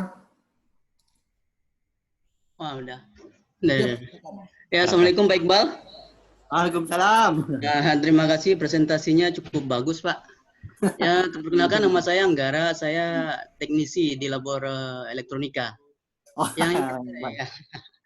Yang ingin saya tanyakan ke Pak Iqbal, menurut Bapak, ini kan saya ini teknisi, bagaimana agar lulusan kita, khususnya elektronika nih Pak, dapat berkompetensi pada industri di revolusi 4.0 ini. Maksudnya sehingga link dan match dengan industri. Apa yang ingin ditambahkan gitu? Sehingga bisa berkompetensi nantinya di revolusi 4.0 ini. Alhamdulillah, berat pertanyaannya nih. apakah mungkin mata kuliahnya ini ditambahkan atau praktikum ini ditambahkan gitu. Oh, oke deh. Bapak sebagai lulusan kan tentu Iya. tahu. Oke deh, makasih sudah tahu. Kan baik. Anggara, terima kasih. Inilah kerjaan kita bersama. Ini alhamdulillah ya Pak Anggara sebagai teknisi berpikir seperti itu. Jadi kawan-kawan dosen ini lebih dari itu lagi. Karena kami sebagai alumni memang tadi secara diskusi kemarin itu membahas tentang teknologi, cara bicara dan sebagainya. Tapi mungkin kita hari ini memang detail apa yang dibutuhkan di industri. Yang pertama, Pak Anggara, kita sebagai dosen dan staf itu sering-sering melihat teknologi baru. Itu yang pertama dulu. Karena apa? Yang mengambil keputusan untuk ngajar mata kuliah apa tambahan di lokal kita lah, ya, dosen terutama untuk dan teknisi. Karena apa? Kalau mahasiswa dia belajar sendiri, nanti di kelas bisa nilainya E, dia belajar lain pula hasilnya. Tapi kalau kita yang memberi arahan kepada mahasiswa, tentu nilai akan sesuai dengan kondisi kita. Bisa jadi contoh, Bapak ngajarin PLC, ya kan? Kita ngajarin PLC sekarang untuk elektronika mungkin. Atau microcontroller, tapi dia belajar microcontroller jenis lain pula. Tentu ketika ujian, walaupun dia ahli di microcontroller jenis lain, tapi dia ketika ujian kan tidak paham tentang microcontroller kita. Kita microcontroller jenis lama, dia udah canggih dan sebagainya. Tapi ketika kita suruh membuat praktek microcontroller yang jenis kita yang di labor, akhirnya apa? Mereka jadinya. Padahal dia udah bisa buat mesin yang lebih luas lagi, lebih hebat daripada kita. Tapi kenyataannya dia nilai E. Nah itu yang ditakutin mahasiswa, Pak. Jadi kuncinya kepada kita, kalau jurusannya adalah elektronika, apa pengetahuan yang baru. Kemudian selain itu juga, seringlah mutar-mutar video-video teknologi baru ke mahasiswa. Sebelum pembelajaran dimulai, ya, kita kasih materi-materi atau video-video perkembangan teknologi. Yang minimal, walaupun kita tidak bisa mempraktekkannya, Pak Anggara, mungkin kayak tadi itu, mesin tangan robot yang harga 3 miliar, tak mungkin kita bisa membuat. Tidak bisa kita membelinya, ya, membelinya aja susah kita. 3 miliar mau dibeli satu mesin tangan robot untuk praktikum, untuk dibuka dan dipasang. Saya di Malaysia kemarin dikasih tangan robot, akhirnya saya sendiri takut megangnya. 3 miliar kalau sempat rusak kemana menggantinya? Dapur, ya. Jadi harapan saya kepada dosen-dosen adalah ya minimal karena ada teknologi ini, lihat, suruh mahasiswa ngasih tugas, lihat video-video jenis terbaru dari robot. Kemudian sebagai dosen kita harus menyamakan tugas yang kita berikan itu dengan yang ada di lapangan sekarang. Seperti tangan robot kita samakan, tapi walaupun kita samakan, tapi tentu kita arahkan mahasiswa. Karena apa? Nanti kadang-kadang mahasiswa itu nonton yang lain pula dia. Jadi ketika dia nonton di ahli bidang itu, nanti ketika pelajaran yang kita arahkan nilainya itu yang ditakuti mahasiswa, Pak. Mahasiswa ini udah ahli dalam bidang A, tapi ketika di kampus lain pula bidangnya. Yang harus kita pahami itu. Ya. Contoh tadi robotnya jenis misalnya ABB. Kan ada nama pemrogramannya ABB. Ya, tolonglah anak-anak dikasih data sheet-nya seperti itu, walaupun tidak bisa dipraktekkan dia. Walaupun tidak bisa, karena 3 miliar sama kita belilah. Apalagi itu bertukar tiap tahun, tukar lagi robotnya. Punya program yang lain. Tolong di-download. Kemudian suruh mereka, ini cara membuat programnya. Walaupun di materinya tidak bisa kita sampaikan, kasih videonya. Nah, mana tahu dia setelah tamat nanti ketika masuk industri, Agden lah pernah pakai program itu, lah pernah diajarin. Walaupun yang hijau pasti tes, kamu pernah buat program ini? Pernah, walaupun ditontonnya aja waktu kita kuliah dulu. Ya, karena kami juga gitu juga ngalamin Pak, enggak? Ketika dulu waktu lamar kerja, alapannya Pak Eko, kamu bisa buat ini, udah ya. Habis itu pas hari besok dites, katanya aja kawan-kawan, baca dong buat nyoy. Detailnya dan spesifik. Sudah tahu dulu konsepnya. Ya, tangan robot yang saya sampaikan tadi, tangan robot, cuma tangan robot ya ini yang paling baik dipakai. Tolong dipelajari betul tangan robot di industri, baik di jurusan apapun. Karena tangan robot itu yang mengganti operator, Pak. Jadi besok teknisi-teknisi atau engineer yang S1 atau yang SSD itu kita akan bertemu dengan tangan robot nanti tamatan kita ini 3-4 tahun lagi. Kalau sekarang di Kota Batam, ini terutama Kota Batam, ada beberapa PT yang sudah beli 1-2 tangan robot. 1 tangan robot itu udah bisa menggantikan 5 orang. 1 tangan robot. Nah, kalau itu udah dibeli dia dengan harga Cina, ya nanti mahasiswa kita akan ketemu dengan tangan robot. Tidak lagi robot-robot biasa atau mekanik biasa. Jadi kalau memang harganya mahal, ya video-videonya saja. Atau mungkin diajarin mekanikal, robot kaki 6 itu mekanikal servonya aja kita ajarin. Dia hampir sama untuk robot. Nah, untuk yang bilang itulah kira-kira Pak Anggara, kita yang harus merubah Pak Anggara. Apa teknologi baru seperti tadi mesin PLC jenis baru, ada IoT-nya. Mungkin ada yang pernah ngajarin PLC yang kita ajarin di kampus sekarang sangat tertinggal Pak. Karena PLC 2-3 tahun akan datang, PLC yang menggunakan IoT, Internet of Things, yang bisa dikontrol oleh HP, Wi-Fi. Kalau PLC yang kita ajarin di kampus sekarang, PLC yang masih kontrol-kontrol biasa saja. Sekarang PLC bisa diprogram dengan handphone dan masuk ke program handphone PLC tersebut. Itu PLC jenis baru. Nah, itu bisa kita lihat di videonya aja. Ini kira-kira nanti ke depannya. Jadi tolong disampaikan video-video yang saya sampaikan tadi supaya anak-anak tahu, oh bisa pun kayak gitu. Logikanya hampir sama Pak, cuma bergerak kiri kanan. Tapi teknologinya itu yang kita sampaikan dulu sekarang agar jangan gagap dia. Ketika dia tes besok masuk ke industri, dia udah tahu, udah terbayang dia. Oh ini kan dulu diajarin, pernah dikasih mama bapak A, B, C dulu tentang videonya. Nah, simple aja ini. Apalagi kita bilang ini simple aja. Jadi kalau kita udah bilang ini simple, tertanam oleh diri anak, maka dia bilang simple itu. Terima kasih Pak. Oke Pak, terima kasih. Maksud saya mungkin lebih yang spesifik gitu Pak. Misalnya gini, kalau Bapak tadi berbicara tentang machine learning dan AI, mungkin spesifiknya mungkin anak-anak D3 mungkin ditambahkan mata kuliah pemrogramannya atau itu maksud saya Pak, menurut Bapak. Oke. Ini kan tadi kan jurusan umum karena ada ini listrik. Bapak listrik kan ya? Jurusan elektronika. Bapak sekarang mungkin kita ada yang namanya Arduino kan sekarang belajar Arduino ya. Tolong kalau dia jurusan listrik, diajarin dia PLC juga Pak. Pemrogram PLC. Kalau yang machine learning itu tool-toolnya saja atau metode-metode singkat karena untuk pelajaran machine learning kalau jurusan IT bisa butuh 1-2 tahun juga belajarnya. Jadi tool-toolnya saja. Kalau kita ajarin tidak sempat sama kurikulum. Ya Pak, tapi bisa tool-tool saja. Karena saya bilang tadi, saya untuk membuat robot machine learning aja udah 2 tahun Pak. Robot tentang expert system untuk machine learning-nya.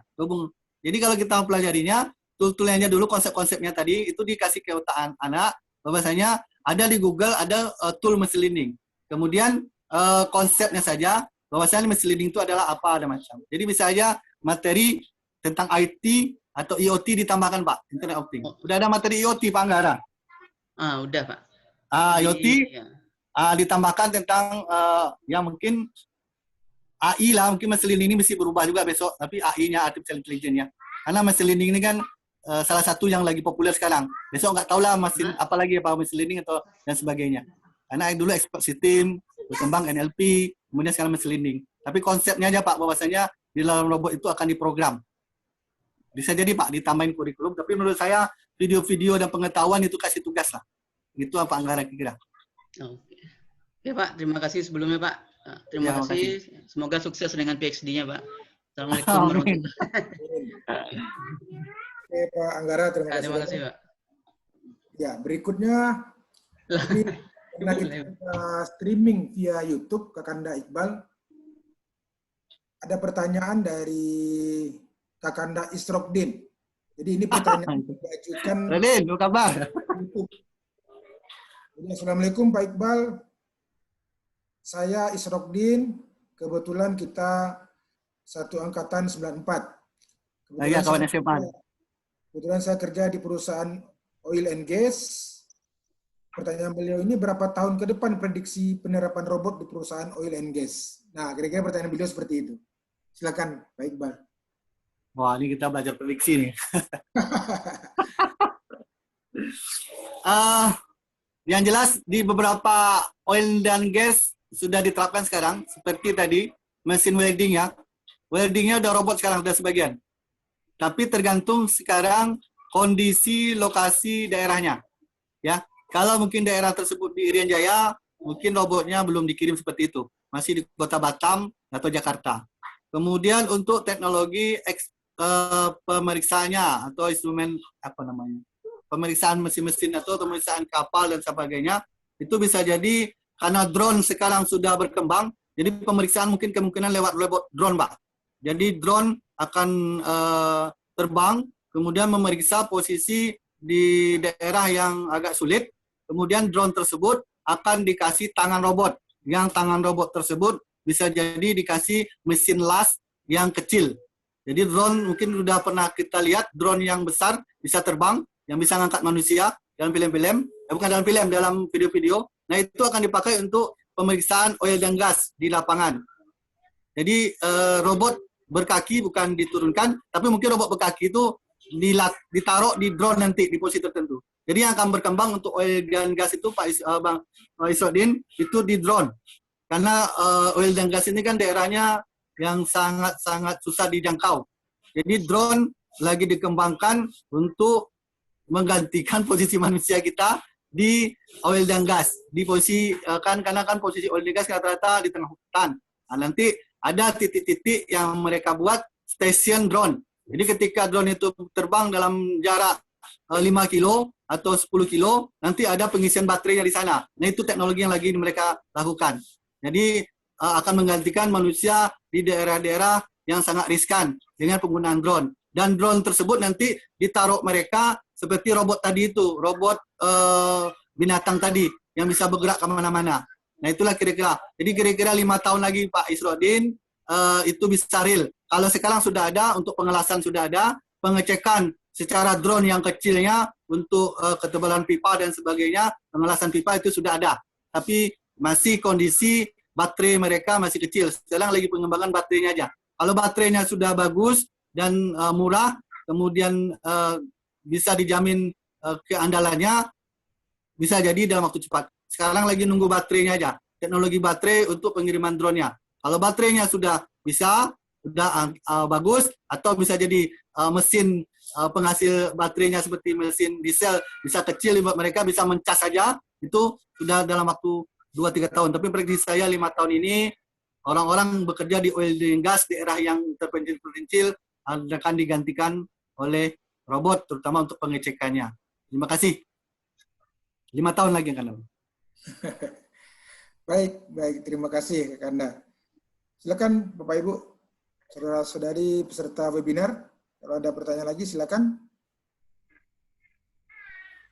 Kita masih punya waktu lebih kurang sekitar 10-15 menit ke depan sebelum sholat asar. Dari mahasiswa nggak ada Pak ya? Ini ahli-ahli semua nih. Yang mahasiswa nggak ada ya? Ini segan saya nih. Yang ahli-ahli semua yang bertanya. Tapi kita tidak apa-apa Pak, kita kan sharing saja ini. Sharing artinya ya saling berganti inilah, tukar pikiran lah. Iya. Nah, kira-kira begini Pak Albar, sambil menunggu ada yang bertanya ini. Artinya kalau dari kacamata saya, pada saat kita bikin flyer ini,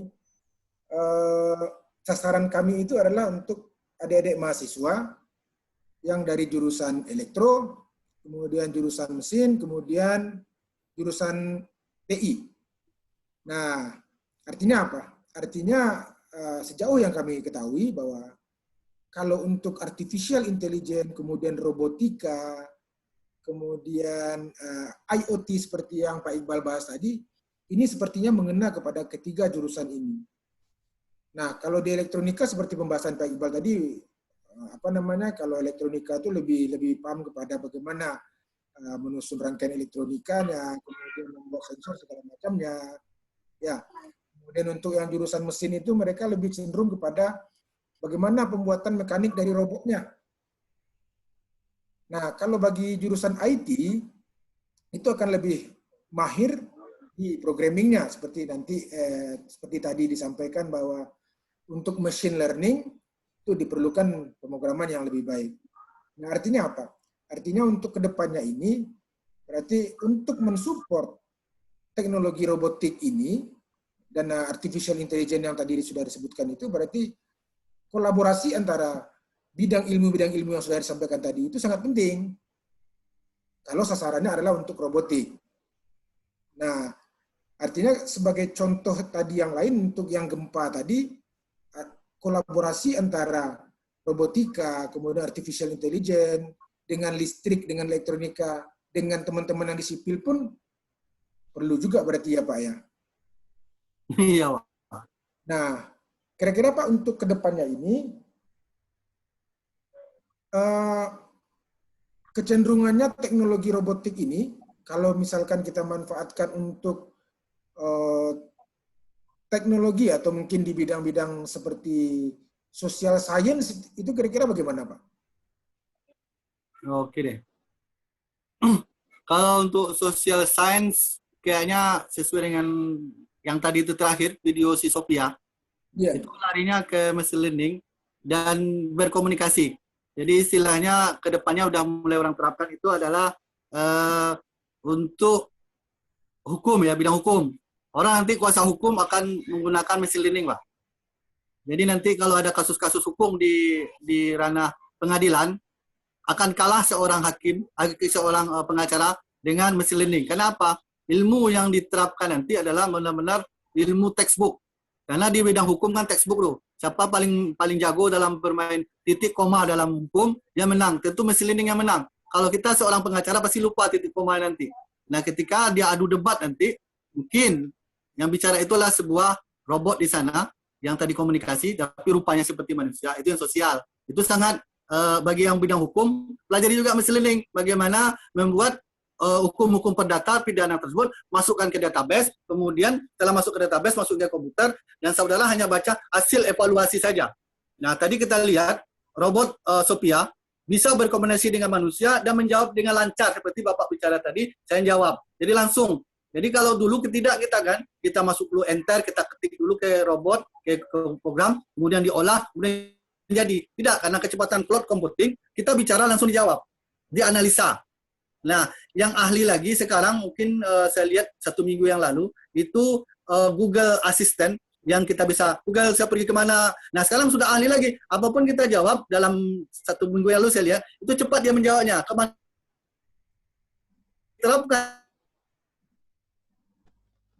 ke dalam servernya, itu bagian sosial tadi akan terjawab, bidang sosial dan berdebat. Nah, bisa jadi nanti akan ada lomba debat robot sama robot. Nah, itu tergantung pemrograman nanti. Nah, ya Pak. Jadi debat bahasa Inggris robot sama robot. Nah, debatlah bahasa Inggris. Gimana membuat suaranya lebih bagus dan sebagainya. Jadi yang kita lombakan nanti adalah robot sama robot sama manusia. Jadi lomba logika robot dengan pencatur terbaik dunia. Akhirnya ketika tahun 2010 entah berapa itu kalah pecatur dunia tersebut. Sampai sekarang orang tak berani lagi kelahi sama bermain catur sama robot. Itu terakhir aja lomba robot. Karena yang udah nomor 1 catur udah dikalahkan seorang robot. Akhirnya berhentilah orang beranalisa, robot tidak bisa terkalahkan. Nah, sekarang itu debat lagi, debat hukum. Nah, mungkin di Amerika udah mulai Pak, 1-2 pengacara udah menggunakan machine learning. Mungkin mereka baru menggunakan data-data yang dikeluarkan dalam teks. Tapi dalam tahun-tahun berikutnya, bisa jadi robotnya udah kayak Sophia. Ditaruhnya di sana, dia sebagai lembaga hukum, dia bicara hukum apa yang akan berlaku. Ini baca dan sebagainya. Itu sosial Pak.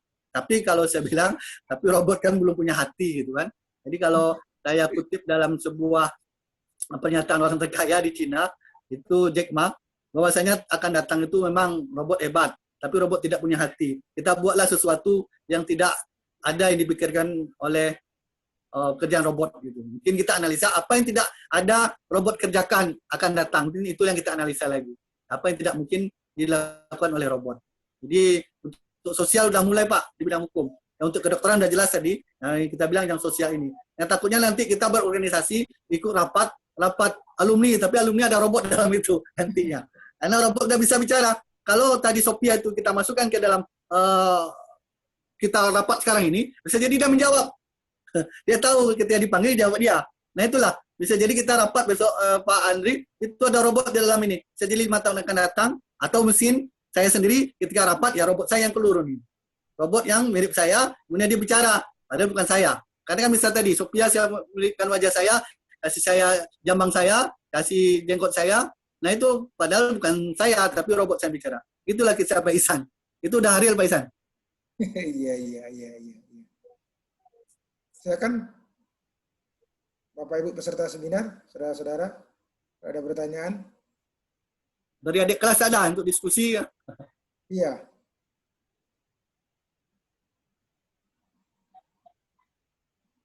Atau kawan-kawan yang sudah praktisi di industri, perkembangannya apa?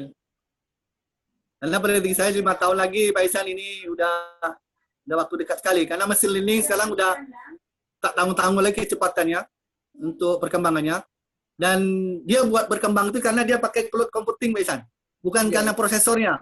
Jadi yang berpikir itu sekarang bukan lagi prosesor komputer kita yang di depan kita ini, tidak. Tapi cloud computing yang berada di server. Yang servernya itu kecepatannya tidak tahu lagi kecepatan apa. Makanya tadi Sophia itu ketika ngomong, dia cepat kali dia ngomongnya. Langsung dijawab. Karena yang berpikir bukan dia lagi itu, tapi cloud computing. Nah, ketika cloud computing sudah berpikir, nah sudah, berarti kecepatannya sudah luar biasa. Jadi tergantung lagi mekaniknya. Jadi mekanik itu hanya sebagai menerima perintahnya. Kalau dulu kita berpikir di robot itulah ditaruh otaknya, tidak lagi Pak Ihsan. Kedepannya robot itu kayak film Transformer itu, kita diserang, robotnya berhenti, disuruh servernya berhenti dia. Jadi hanya pergerakan mekanik. Nah itu yang kita takutkan sekarang itu. Ketika robot sekarang ini sudah berada di posisi cloud computing dengan kecepatan Wi-Fi tadi. Maka daerah Irian Jaya atau daerah yang jauh-jauh Wi-Fi, mungkin robot masih belum berkembang, tapi ketika pemancar Wi-Fi-nya ditembak di sana dengan kecepatan tinggi, maka robot akan turun di sana. Baik. Artinya memang semua bidang ilmu saat ini sudah bisa memanfaatkan teknologi robotik dan artificial intelligence ini berarti kan Pak ya? Iya Pak Ihsan, harus belajar dulu. Iya, jadi kalau kita sinkronkan dengan apa yang kita punya di Politeknik Negeri Padang, kita punya seperti jurusan andalan tadi yang terkait dengan ini, yang terkait dengan teknologi robotika dan artificial intelligence tadi adalah jurusan elektro, jurusan mesin, kemudian jurusan TI. Udah bergabung tuh Pak? Iya, kalau kita di elektro itu kan ada 3 program studi itu Pak. Ada listrik, ada elektronika, kemudian ada telekomunikasi. Nah, betul semua itu.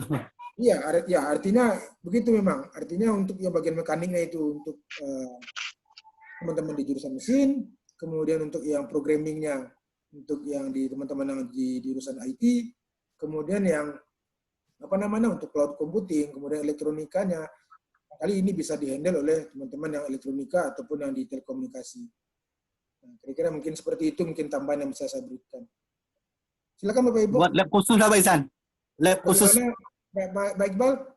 Ya kalau dapat Politeknik buat lab khusus lah ini, bergabung 3 ilmu itu memang bahas itu.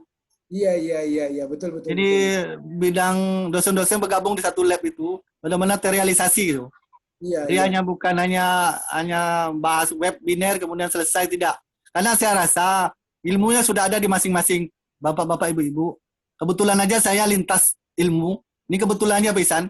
Saya dari dulu elektronika, kemudian masuk ke listrik. Saya biasa pegang listrik ini dulu berani, ya. Kemudian masuk lagi ke pemrograman tentang database. Saya waktu mahan database pusing kepala. Tahunya programnya di enter selesai. Ternyata ada database. Saya belajar database. Dan database itu saya belajar machine learning lagi. Oh, ternyata di database ada machine learning lagi. Ada pula namanya big data dan sebagainya. Pelajari di itu.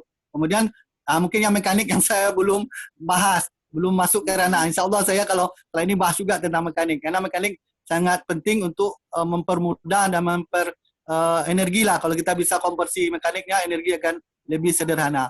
Kalau dapat direalisasikan, ada lab bergabung semua Pak Ihsan. Karena belum ada orang memikirkan tentang ini untuk penggabungan itu. Karena maka saya bilang saya sudah berapa kali ikut seminar-seminar seperti ini, tapi tetap juga karena yang rata-rata pematerinya dalam satu bidang. Dia dulu memang dia bidang elektronika, kemudian dia masuk ke komputer 2 bidang aja. Tapi dia belum pernah masuk ke dunia listrik. Karena listrik itu tentu untuk mesin yang besar itu ada 3 pasar. Paham 3 pasar itu gimana? Menggerakkan 3 pasar itu urusan listrik. Kita yang jurusan elektronika, apa itu 3 pas ya? Apa itu 3 pas? Dimana RST-nya harus digerakkan. Nah, itu untuk menggerakkan servo besar. Ketika robot servo besar, harus RST kita gunakan. Servo mesin AC gitu. Nah gitu untuk mekaniknya. Jadi benar-benar kalau udah digabungkan satu lokasi, saya rasa itu kita jadi bisa pionir Pak di Indonesia Pak. Karena beberapa kampus belum menggabungkan itu. Tapi syarat egonya saling dikurangi. Saling membutuhkan gitu. Jangan pula orang IT, aku paling hebat mesin learning-nya. Kalau robot ini tak jalan, tak ada mesin learning-nya, tak jalan ini. Kan kita bisa beli aja robotnya. Ya, kalau putus kabel satu, gimana Bapak bisa memperbaiki robot itu? Jurusan listrik. Nah, kalau patah nanti mekanik, macam mana nak gerakin mekanik? Jadi sama-sama kita saling membutuhkan, kita saling ada kekurangan, saling ini. Saya rasa mungkin kita Politeknik bisa melaksanakan itu. Karena ilmunya sudah ada, Pak. Kalau bicara informatika tuh Pak Angga tadi udah paham tentang apa tentang elektronika.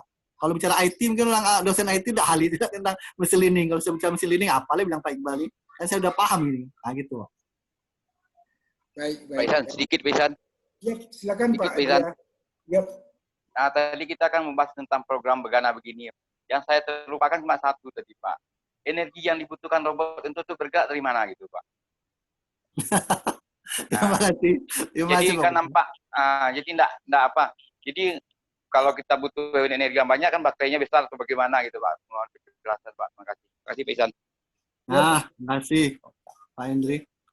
Nah itu untuk sekarang Pak Hendri, orang masih nunggu baterai biasa aja, lithium dan sebagainya. Tapi sekarang ini sudah ada beberapa lembaga yang mau mengajukan usulan ke PBB dan sebagainya agar diizinkan robot menggunakan nuklir. Nah itu yang ditakutkan manusia. Kalau sempat sudah diizinkan satu lembaga, ya kemungkinan oke, robot tersebut diizinkan. Karena kalau bom atom atau nuklir hanya segini saja, itu bisa menghidupkan robot bertahun-tahun. Ya, Pak. Tapi apa? Resikonya besar. Belum diizinkan. Nah, tapi nggak tahu lah kalau lembaga tersebut sudah diizinkan, kemudian dia menggunakan robot tersebut, sudah selesai tentang energi, Pak Hendrik. Sekarang cuma energi aja. Energi yang digunakan oleh robot itu apa? Sekarang menggunakan baterai. Baterai tentu ada kelemahannya. Ketika dicas, habis. Kemudian di tengah jalan mati dia, tak bisa dicas. Nah, iya. Mana Kan jadi dicasnya? masalahnya itu, Pak. Nah, Muncul permasalahan lagi bekerja di tengah jalan dia drop gitu. Kan Ah, robot tidak itu. bisa jalan. Nah, itu. sekarang orang lagi mengembangkan bagaimana mencari baterai lithium. Tapi sekarang ada juga satu lembaga, itu lagi mengusulkan bagaimana kalau lembaga dia bisa diizinkan menggunakan robot-robot yang menggunakan nuklir. Nah itu, kalau udah robot itu diizinkan pakai nuklir, nah terjadilah yang namanya pilihan transformer. Ketika robot tersebut sudah diserang, kemudian robot tersebut mengambil dari dadanya sebuah nuklir, dilemparnya nuklir tersebut ke darat tersebut, dan meledaklah nuklir tersebut. Nah itu akan terjadi kalau diizinkan oleh PBB atau lembaga dunia tentang izin nuklir. Jadi istilahnya sekarang gini Pak, energi itu sudah ada yang namanya nuklir, izin energi itu. Kalau itulah diizinkan, maka robot bisa bergerak pakai itu. Tapi sekarang hanya mencari alternatif manusia menggunakan baterai, ada baterai lithium, semakin berkembang baterai bisa nyimpan energi yang paling tinggi. Jadi untuk semuanya tadi bilang Pak Hendri, itu udah hampir real sekarang, tapi orang menunggu baterainya lagi. Kalau baterai yang sekarang ini masih kapasitasnya rendah, maka saya bilang tadi perlu ada stasiun, misalnya mau di Irian Jaya, di daerah tertentu, mau drone ini terbang, kemudian di daerah tertentu dicas lagi drone ini, kemudian terbang lagi, itu yang digunakan. Tapi ketika nuklir udah diizinkan, terutama tanda kutip orang Amerika, sudahlah. Berarti robot itu udah pakai nuklir, nah berarti udah selesai masalah. Apapun pekerjaan, sudah kayak manusia kita ini. Demikianlah Pak Hendri. Tunggu nuklir aja Pak Hendri. Ya, terima kasih, Pak. Terima kasih, Pak Ihsan. ya, terima kasih Pak Adria. Pak Ibu, saya pikir dengan apa yang sudah disampaikan oleh Kakanda Muhammad Iqbal tadi, sudah hampir mendekati waktu selesai dari webinar kita. Jadi ada beberapa poin yang dapat kami simpulkan untuk webinar ini, bahwa saat ini memang teknologi robotika akan teknologi robotika ini dengan artificial intelligence itu memang sangat mengarah kepada perkembangan dari teknologi revolusi industri 4.0. Apalagi nanti di revolusi industri 5.0 itu malah nanti adalah robot meminta bantuan kepada robot, artinya komunikasinya sudah robot dengan robot. Nah, ada beberapa bidang ilmu yang dapat mendukung teknologi robotik ini untuk kedepannya, seperti teknologi robotika itu sendiri nanti yang bisa dipahami oleh teman-teman di elektronika dan mekanik, kemudian artificial intelligence, kemudian IoT, ini saya pikir ini erat kaitannya dengan telekomunikasi. Dan semua bidang pun sekarang sudah menerapkan teknologi robotik untuk menyelesaikan pekerjaannya. Dan tantangan bagi kita ke depan, rasanya ini perlu kita waspadai bersama, seperti yang juga sudah kita diskusikan tadi, bahwa jangan sampai nanti kita diatur dan dikontrol oleh robot. Karena memang tantangannya itu bahwa teknologi robotika ini akan menggantikan akan membantu pekerjaan manusia, ya, dan bahkan akan menggantikan fungsi manusia dalam pekerjaan tersebut. Nah, terima kasih banyak Kakanda Muhammad Iqbal sudah meluangkan waktunya untuk kita semua pada acara webinar ini. Sekali lagi kepada Bapak Ibu peserta, saudara-saudara peserta webinar, terima kasih banyak atas kehadirannya. Saya kembalikan kepada Pak Dedi Kurniadi. Silakan Pak Dedi. Assalamualaikum warahmatullahi wabarakatuh. Waalaikumsalam warahmatullahi wabarakatuh. Terima kasih Pak Ihsan. Terima kasih Pak Muhammad Iqbal atas materi yang sangat luar biasa dan sangat menginspirasi kita semua, sehingga kita bisa membuka mata mengenai teknologi robotika ini dan artificial intelligence yang sedang berkembang pada saat ini di dunia nyata. Mungkin selanjutnya kita minta closing statement dari Pak Direktur. Kepada Pak Direktur dimohon berkenan. Terima kasih Pak Dedi, Pak Iqbal, Pak Ihsan, dan Bapak Ibu yang hadir. Saya mohon maaf Iqbal, kebetulan tadi kita Vicon dengan Kepala LDKT dan 32 pimpinan PTS di bawah LDKT. Karena kita mau melaksanakan seleksi bersama penerimaan mahasiswa baru Politeknik. Untuk seleksi mandiri Politeknik itu seperti tahun kemarin kita sudah kerjasama dengan 14 PTS. Dan tahun ini kita kerjasama dengan yang saat ini sudah daftar itu sekitar 32 PTS. Ya, jadi saya mohon maaf tidak bisa fokus di sini karena di sana tadi juga lebih rapat. Selanjutnya kami atas nama keluarga besar Politeknik Negeri Padang sekali lagi mengucapkan terima kasih banyak kepada Iqbal yang sudah berbagi dan memberikan motivasi kepada kami, dan begitu juga kepada Bapak Ibu staf pengajar Politeknik Negeri Padang dan Bapak Ibu peserta webinar yang hadir pada hari ini. Sekali lagi kami mengucapkan terima kasih banyak. Mudah-mudahan apa yang disampaikan oleh Iqbal ini memicu kita untuk bisa terus berkreativitas dan berinovasi, terutama dalam hal kita di Politeknik Negeri Padang. Dan saya yakin dan tahu betul Iqbal sebagai alumni Politeknik tentu tahu di mana kekuatan dan di mana kekurangan kita. Nah, mudah-mudahan nanti dengan posisi Iqbal sekarang sebagai pimpinan dari perguruan tinggi swasta yang ada di Batam, nah tentu mungkin nanti ada yang perlu kita sinergiskan. Jadi Iqbal jangan segan-segan untuk memberi masukan kepada kami di Politeknik, karena memang di posisi itu Batam jauh lebih menguntungkan daripada Politeknik, terutama dalam hal masalah dunia industri. Nah, terus dalam hal masalah teknologi robot dan IoT, ini kan sesuatu hal yang pada hari ini tidak bisa kita tolak. Artinya mau tidak mau kita tidak akan dihadapkan ke persoalan seperti itu, tantangan kita adalah itu, apalagi kita sudah masuk kepada revolusi industri 4.0. Artinya ini adalah kemajuan-kemajuan yang harus kita pelajari secara bersama-sama dan harus kita implementasikan. Dan terakhir, Iqbal, ini sebagai institusi Politeknik dan Iqbal dari bagian dari Politeknik, apa kesulitan kita di Politeknik pada hari ini untuk mendapatkan harga robot yang murah? Nah, mudah-mudahan Iqbal punya akses, atau mungkin nanti dengan akses Iqbal yang ada di Batam, ini bisa menginformasikan ke kami, atau mungkin ada robot-robot yang bisa kita apakan di Politeknik Negeri Padang, atau minimal 3D printing lah gitu. Ya, karena apa? Karena memang investasi robot ini sangat mahal, dan kita sudah mengetahui bahwa itu butuh. Dan saya sudah beberapa kali berkunjung, itu harganya sekitar 1 M-an gitu. Nah, sementara kemampuan dan daya beli kita itu sangat rendah sekali. Nah, jadi untuk itu mungkin Iqbal bisa membantu untuk memfasilitasi untuk kita mendapatkan robot ini. Apalagi pada hari ini, dengan posisi pandemi, kita dihadapkan ke persoalan harus menjaga jarak, sehingga praktek kita itu tidak bisa. Nah, mungkin ada peralatan-peralatan simulasi yang lain untuk menggantikan atau untuk membantu bagaimana kita praktek di kampus kita.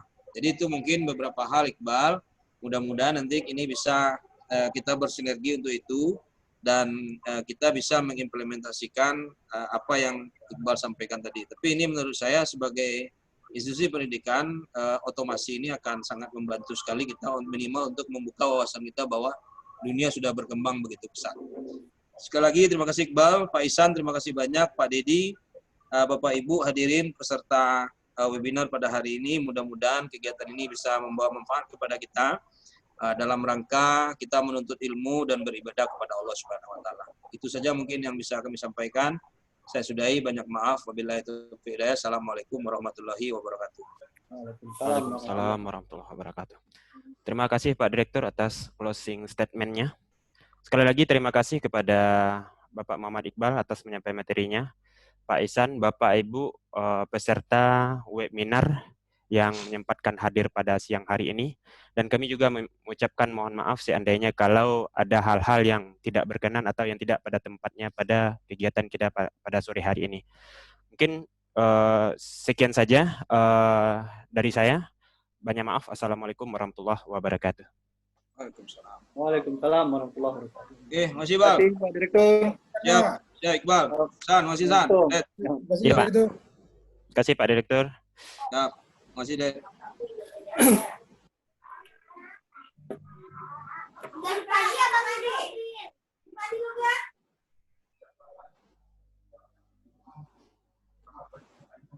Terima kasih Dedi. Yo San, sama San. Ya Pak, sama-sama Pak. Ya Dedi. Ya, close lah Pak. Silakan. Ya, silakan. ya. Oke.